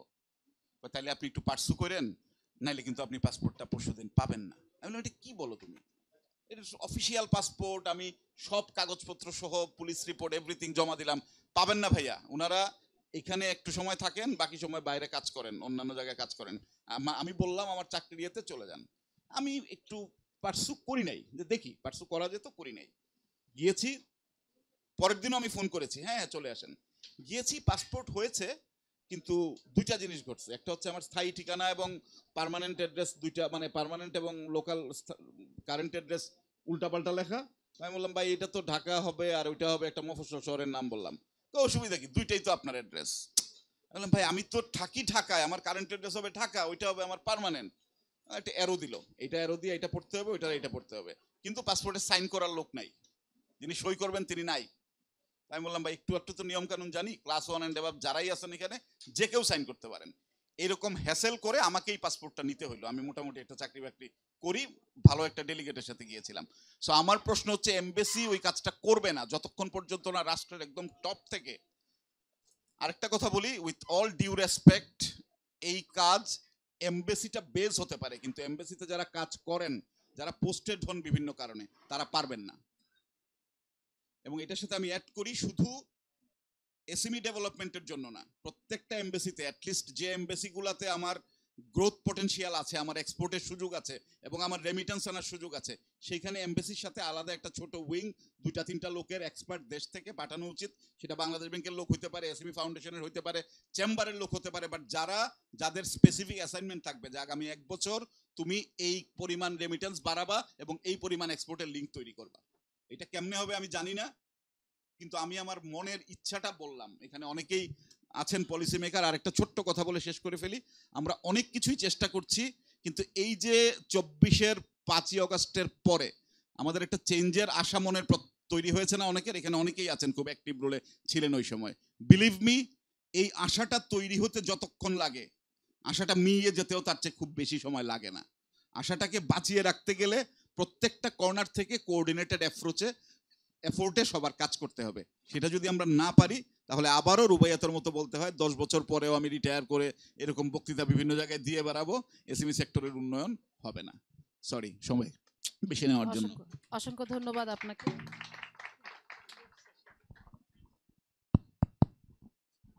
অসংখ্য ধন্যবাদ ভাইয়া। আমি একটু দর্শক যারা আছেন, আজকে অডিয়েন্স আছেন, তাদের কাছে যাচ্ছি যদি প্রশ্ন থাকে। জি, আসসালামু আলাইকুম। আমি সালাউদ্দিন ইউসুফ, লুব্রিকেন্টস ম্যানুফ্যাকচারিং শিল্পের সাথে আছি, সেকেন্ড জেনারেশন ব্যবসায়। ফার্স্ট জেনারেশন বেসিকের স্বল্প মূল্যে ল্যান্ডের মাধ্যমে ব্যবসা শুরু করছিল, পরবর্তীতে শিল্প ব্যাংক এবং ইসলামী ব্যাংকের সহযোগিতা উনি ইন্ডাস্ট্রি করেন এবং আমরা প্রাইভেট সেক্টরে জয়েন্ট ভেঞ্চার নিয়ে আসি। আমরা লাস্ট টাইমে 5ই আগস্টের আগে বিভিন্নভাবে ক্ষতিগ্রস্ত হই। আমাদেরকে 3 বছর এলসি দেওয়া হয় নাই, আমাদেরকে প্রণোদনার টাকা দেওয়া হয় নাই, আমরা সিক হয়ে যাই। বর্তমানে সোশ্যাল ইসলামী ব্যাংকের এমডি এসে বলতেছে ভুলে যান, আমার টাকা দেন, আপনার কী হয়েছে আমার জানার দরকার নাই। উনি সব অস্বীকার করতে চান, উনি 5ই আগস্টকে অস্বীকার করতে চান, 24কে অস্বীকার করতে চান, সব কিছুকে অস্বীকার করে বলতেছেন যে আমার টাকা দেন, আমার নামে নিলাম ডাকছে, আমার নামে নিলাম ডাকছে আগে আমার সব কিছুকে অস্বীকার করে। আমি যেখানে বাংলাদেশ ব্যাংকে সার্কুলার অনুযায়ী অ্যাপ্লাই করছি, এই সার্কুলার কপি ওনাকে দেওয়া হয়েছে, তারপরে উনি আমার নামে নিলাম ডাকছেন আমার ফ্যাক্টরিকে। আমি বলবো যে প্রধান উপদেষ্টা যে নীতি সহায়তা দিয়েছেন, উনি এটা মিন করতে হবে যে সত্যিকার অর্থে উনি আমাদেরকে এই যেটা দিয়েছেন সার্কুলার, সেটা উনি আমাদেরকে সেই সাপোর্টটা দিতে চান। আমার প্রশ্নটা হচ্ছে, আপনার সিক ইন্ডাস্ট্রিকে যদি প্রোটেকশন না করেন আগে পারবেন কেমনে? আমরা তো বিভিন্ন কারণে সিক হয়ে গেছি। সিক ইন্ডাস্ট্রিকে আপনাকে প্রোটেকশন দিতে হবে, এই ব্যাঙ্কগুলো অ্যাটিটিউডটা চেঞ্জ করতে হবে। সে নিজে সিক, লুটের ব্যাংক, টাকা চলে গেছে তার, সে ফুসকলার নামে 2 কোটি টাকা 200 কোটি টাকা বাইর করে দিয়েছে, আপনারা দেখছি না পেপারে সবাই। সে সিক ব্যাংকের এমডি এসে, উনি তো নর্মাল ব্যাংকের এমডি না, সিক ব্যাংকের এমডি এসে আমাকে এখন বলতেছেন যে সব ভুলে যান, আপনি সব ভুলে যান, আপনাকে আমি কোনো ফাইন্যান্স করবো, আপনি আমার টাকা দেন, নিলাম করবো, নিলাম করছে আমার কোম্পানিকে। এখন যখন বেচার টাইম হয়েছে, ওনার দৌড়াদৌড়ি শুরু হয়ে গেছে, উনি বলতেছে আমি আপনার ফ্যাক্টরি দেখতে আসতেছি, মনে কোনো খদ্দর পাইছে। আমরা তো মনে করছিলাম যে উনি জয়েন করার সাথে সাথে আমার ফ্যাক্টরিতে যাবে। কেন আমি সিক হয়েছি, আমার অবস্থান বোঝার চেষ্টা করবেন, আমার ইন্ডাস্ট্রিতে যাবেন, আমাকে একটা ওয়ার্কিং ক্যাপিটাল দিবেন যেন আমি উঠে আসতে পারি। উনি ওটা কিছুই করলেন না।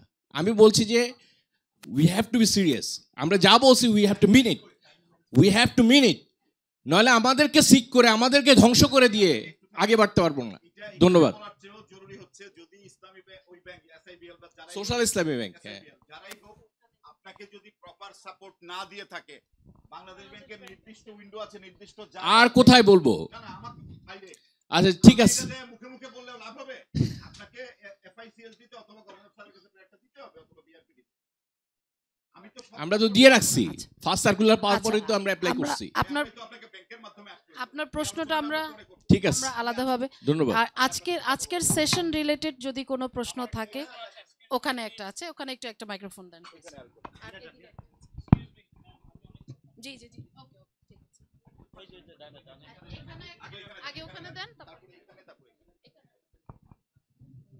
একটা কথা আসলো, রেগুলেটরি সিচুয়েশন নিয়ে তো কথা হচ্ছিল। সো অদ্ভুত লাগলো যে ওই যে কেকের কি সব ছিল, তো একটা যুক্তি দিলেন আপনি যে মানে এই যে ইনফর্মাল ইকোনমিতে ওরা যে খরচে করতে পারে, ফর্মাল তাদের সাথে এটা আনফেয়ার, কারণ ফর্মালদের খরচ বেশি হয়।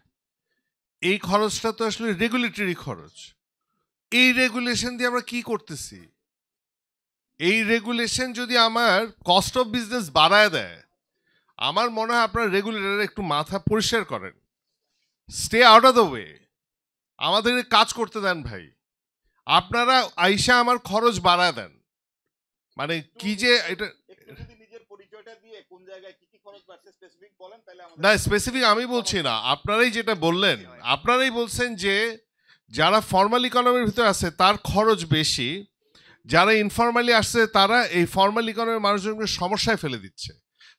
এইটাই ডেল্টাটা বোঝাই যায় যে ডেল্টাটা আসলে রেগুলেটরি ডেল্টা। রেগুলেটরের ব্যাপারে, রেগুলেশনের ব্যাপারে আমাদের এই সেশনে গতকালকেও আলাপ হয়েছে। রেগুলেটররা চুরি থামানোর জন্য নিজেরা চুরি করে। স্পেসিফিক যদি কোনো প্রশ্ন থাকে না, আমার প্রশ্নটা হচ্ছে যে এটা আইডেন্টিফাই করাচ্ছি যে এখানে অ্যানোমালিসটা আছে, সো এটা comment, it's not a question. I don't think anyone can answer that. Thank you. এখানে একটা প্রশ্ন আছে, প্লিজ এখানে।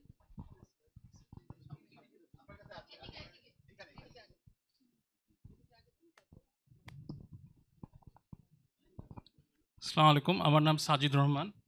I have a question for ইসলামী ব্যাংকের এমডি সাহেবের কাছে। উনি বলছিলেন যে এসএমই সেক্টরের লেন্ডিংয়ে ওনারা অনেক হাই পার্সেন্টেজ। তো রিসেন্টলি ইসলামী ব্যাংকের যে ডাটা আমি দেখলাম অনলাইনে, মার্চে 2025 ইসলামী bank has a jumping NPL. তো এই সিচুয়েশনে আমি একটু জানতে চাচ্ছিলাম বেসিক্যালি এই যে এনপিএলটা বাড়লো, এতে এসএমই সেক্টরের এনপিএল কি বেড়েছে নাকি এটা অন্যান্য সেক্টরে বেড়েছে?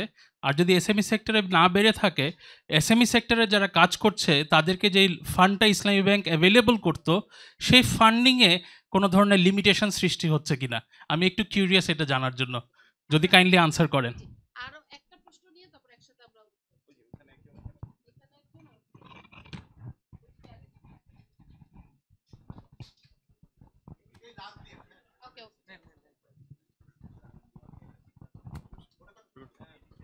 জি, আসসালামু আলাইকুম।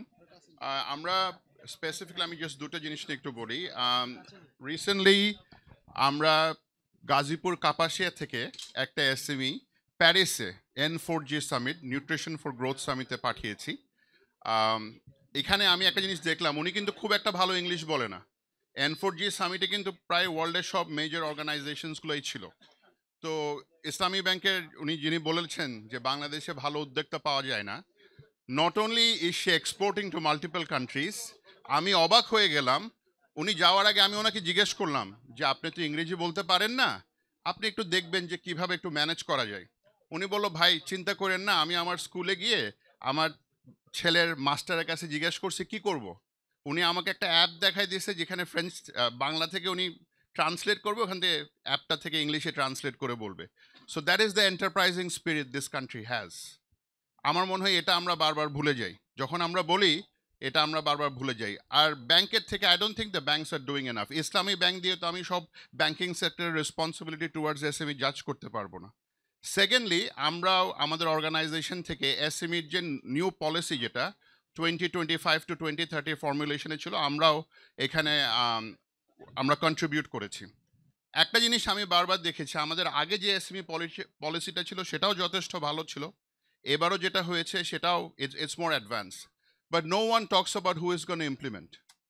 আমার policy looks great on papers, Rubayet ভাইয়ের presentations will always look great, but who is gonna implement? এই ইমপ্লিমেন্টেশন নিয়ে কোনো কোয়েশ্চেন নাই।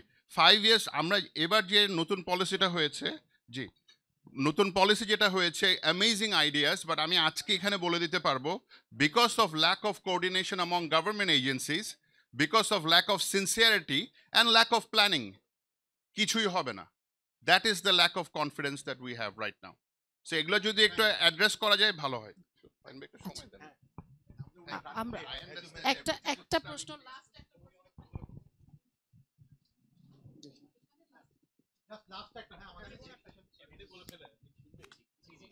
Thank you so much. Good afternoon. G, good afternoon and আসসালামু আলাইকুম সবাইকে। জি, আমি ব্র্যাক ব্যাংকে চাকরি করি, বাট আমি বলতে চাই আমি আসলে এসএমইর জন্যই চাকরি করি, কারণ আমি এসএমই ডিপার্টমেন্টের প্রোডাক্ট সাইডে আছি। সো শুনে অনেক ভালো লাগলো যে আপনাদের কাছ থেকে আমরা শুনলাম যে ব্র্যাক ব্যাংক কীভাবে করে এসএমই বা মিসিং মিডলদের বানানোর তার অ্যাড্রেস করার জন্য আসলে তৈরি করা হয়েছে। আমরা সবাই আসলে স্যার আবেদের যে ভ্যালিউসগুলো ছিল সেই ভ্যালিউসগুলো খুবই স্ট্রংলি বিলিভ করি, এই কারণে আসলে দৌড়ে আসা, কারণ অফিসের মাঝখানে মান্থ এন্ডে চলে আসা। আমার প্রশ্নটা আসলে খুবই সিম্পল। আমার প্রশ্নটা হচ্ছে যে আমরা যে বলছি যে এসএমই ড্রিভেন ইন্ডাস্ট্রিয়ালাইজেশন হবে বা আমরা এক্সপোর্ট ফোকাসড এসএমইস ক্রিয়েট করতে চাই সাউথ কোরিয়ার মতো ফর এক্সাম্পল, আমরা কি কিছু ছোট ছোট কাজ দিয়ে শুরু করতে পারি নাকি? যেরকম আমার যেই ইনফর্মাল বিজনেসগুলো আছে, মুদি দোকানদার, তাদের জন্য কিন্তু ট্রেড লাইসেন্স সিটি কর্পোরেশনে গিয়ে 5,000 টাকা দিয়ে অ্যাকোয়ার করা ডিফিকাল্ট, তার জন্য কিন্তু ইটিন করা ডিফিকাল্ট, তার জন্য ট্যাক্স ফাইল করা ডিফিকাল্ট।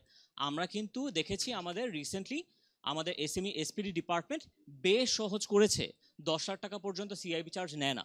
কিন্তু এই যে ট্রেড লাইসেন্সের যে ব্যাপারটা, এটা কিন্তু আমরা এখনও সরাতে পারিনি।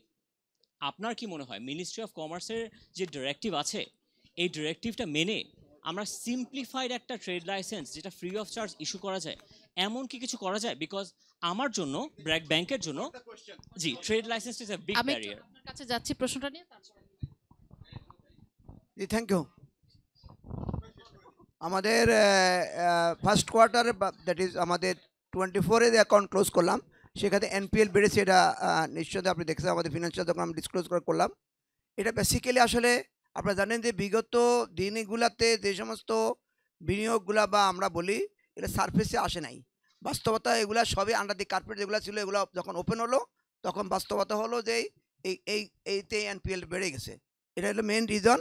আমরা এখন আনডিসক্লোজ কিছু নেই। তো এই এখন বলতে পারেন এর মধ্যে এসিবি পোর্শন কতটুকু, কর্পোরেট পোর্শন কতটুকু, এর মধ্যে 95% ধরেন আপনি কর্পোরেট, হয়তো 5% হলো আপনি এসিবি। তো এই জন্য আমরা রিসেন্টলি আমাদের অলরেডি স্ট্র্যাটেজি চেঞ্জ করছি, আমরা কর্পোরেটে কোনো বিনিয়োগে যাচ্ছি না, আমরা যা করবো এসএমই বিনিয়োগ করবো। Thank you. জি আমি একটা কথা, সেটা হচ্ছে আপনি যেটা বললেন ট্রেড লাইসেন্স, আমার কাছে মনে হয় ট্রেড লাইসেন্সের বিষয়গুলো ইন ফিউচার হয়তো আর ইজি হবে। গভর্নমেন্ট এটা কাজ করছে, এটা অলরেডি ঢাকা সিটি নট চালু করেছে, অনলাইনে ট্রেড লাইসেন্স, অনলাইনে পেমেন্ট, ইন ফিউচার অন্যান্য মিউনিসিপ্যালিটি করবে। আমি আসতে হবে। আমি একটা বিষয় যেটা বলতে, যেটা সুমিয়াপা বলতে চাচ্ছিলাম, মানে উদ্যোক্তা, উনি এটা মানে ভালো উদ্যোক্তা বলতে আসলে আমরা মনে করি যে একটা হচ্ছে উদ্যোক্তা, আর একটা হচ্ছে ব্যাংকেবল উদ্যোক্তা। সব উদ্যোক্তা হইলে যে আমি ব্যাংকেবল হবো তা না। আমাদের এখানে আমি এসএমই ফাউন্ডেশনে মোর দেন 20 ইয়ার্স কাজ করছি, আমার এক্সপিরিয়েন্স, আমরা মনে হয় যে আমি উদ্যোক্তা, আমাকে লোন দাও, ব্যাংক কেন লোন দিবে না? কিন্তু উদ্যোক্তা, ব্যাংকেবল উদ্যোক্তা হওয়ার জন্য কিন্তু অ্যাডেড কিছু কোয়ালিটি বা ফিচার লাগবে। আমাদের অনেক উদ্যোক্তা সেটা না থাকার কারণেই কিন্তু তারা লোনটা পায় না। সুতরাং এটা কিন্তু ক্লিয়ার হতে হবে, সব উদ্যোক্তাই ব্যাংকেবল উদ্যোক্তা না। এটাই। থ্যাংক ইউ ভাইয়া। ভাইয়া আপনার কাছে যাচ্ছি, নওশাদ ভাইয়ের কাছে। আচ্ছা, আমি খুব সংক্ষেপে শেষ করব। প্রথমে কথা হচ্ছে ট্রেড লাইসেন্সের বিষয়টা নাজিম বলে ফেলেছে, আমি না বলি আর। রেগুলেটরি ব্যারিয়ারগুলো কিন্তু কম বেশি একটু একটু করে চেঞ্জ হচ্ছে। আরও 2-3টা বিষয় আমি আপনাদের সাথে শেয়ার করে বিদায় নিব। প্রথম কথা হচ্ছে এসএমই খাতে আমরা কিভাবে ইনভেস্টমেন্টের খরচটা কমাতে পারি, সেই লক্ষ্যে Bangladesh bank already guideline issue করে 5টা প্রতিষ্ঠানকে লেটার অফ ইন্টেন্ট ইস্যু করেছে ফর প্রাইভেট ক্রেডিট ব্যুরো। এটা হয়তো আগামী 1 বছর বড় জোর লাগবে, তার মধ্যে তারা অপারেশনে আসবে। ডিজিটাল ব্যাংকের কাজটা চলমান আছে। ক্রেডিট ব্যুরোটা হয়ে গেলে ডেফিনেটলি এসএমই লোন দেওয়াটা আগের চেয়ে কম কস্টলি হবে, সহজে আমরা বেশি লোকের কাছে পৌঁছতে পারবো। আশা করছি ব্যাংকগুলোকে আমরা সেদিকে মুভ করাতে পারবো। দ্বিতীয় জিনিসটা হচ্ছে বেশ আগেই কিন্তু মুভেবল কোলেটারাল রেজিস্ট্রি আইনটা আমরা বাংলাদেশ ব্যাংক থেকে কাজ করেছি, আইএফসির সহায়তা নিয়েছি আমরা, আমি নিজেও সেই টিমে ছিলাম ব্যাক ইন 2018-17। আইনটা পাশ হয়ে আছে প্রায় 2 বছরের বেশি। সেখানে বলা আছে সরকার একটা রেজিস্ট্রি তৈরি করবে, একটা প্রতিষ্ঠানকে রেজিস্ট্রির দায়িত্ব দিবে। সেটা বাংলাদেশ ব্যাংক হতে পারে, নতুন কোনো প্রতিষ্ঠান হতে পারে। সরকার বাহাদুরের কাছে আকুল আর্জি, আপনারা যারাই দেন, আমরা কিন্তু চিঠিপত্র লিখেছি ওনাদের কাছে, এই ফোরামের মাধ্যমেও আবার বলি, এই জিনিসটা খুব দ্রুত যে কাউকে সরকার মনে করে, ফাইন্যান্স মিনিস্ট্রি মনে করে দিবে, দায়িত্বটা দিক।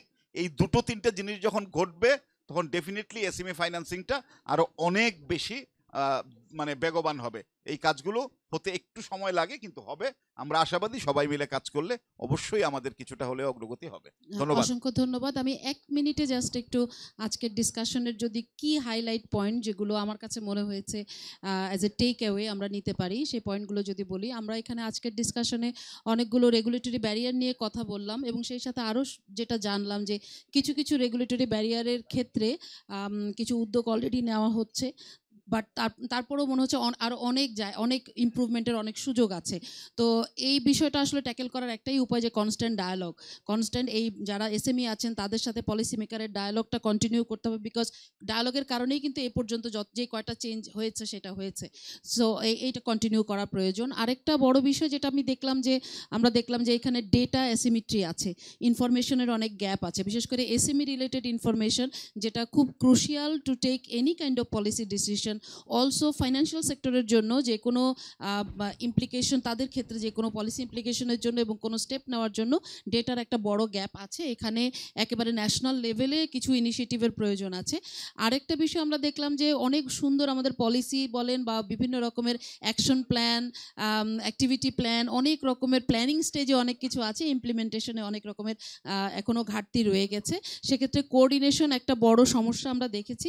আমার কাছে মনে হয়েছে এখানে আসলে অনেক ছোট ছোট অ্যাক্টিভিটি হচ্ছে, গভর্নমেন্ট থেকে হচ্ছে, প্রাইভেট সেক্টর থেকে হচ্ছে, বিভিন্ন ডেভেলপমেন্ট অর্গানাইজেশন থেকেও এসএমই ফোকাসড অনেক অ্যাক্টিভিটি হচ্ছে, বাট কোথাও হয়তো আমাদের কনসলিডেটেড ওরকম কোনো ইনফরমেশন নেই যে কে কী করছেন এবং কোন কাজটা আসলে কোন কাজের সাথে লিঙ্কড এবং কে কার সাথে কিভাবে কথা বলছেন, এই কমিউনিকেশন এবং কোঅর্ডিনেশনটা কিভাবে হচ্ছে। এই হয়তো ইমিডিয়েট নেক্সট স্টেপ হিসেবে যদি আমি দেখি যে পলিসি মেকিংয়ের ক্ষেত্রে এই ধরনের কিছু অ্যাক্টিভিটি হয়তো নেওয়া যেতে পারে এবং সেই সাথে অবশ্যই রেগুলেটরি ব্যারিয়ারটা রিমুভ করার সহ নন রেগুলেটরি যে ব্যারিয়ার সেখানেও আসলে ফোকাস করার অনেক সুযোগ রয়েছে গোয়িং ফরওয়ার্ড, যেভাবে আমাদের গ্লোবাল মার্কেট মুভ করছে। সেই সাথে আমি অসংখ্য ধন্যবাদ দিয়ে আজকের প্রোগ্রাম শেষ করছি আপনাদের এই প্রোগ্রামের আলোচনা শোনার জন্য এবং আমাদের যারা রিসোর্স পার্সন আছেন তাদের অভিজ্ঞতা শেয়ার করার জন্য। অসংখ্য ধন্যবাদ। আসসালামু আলাইকুম।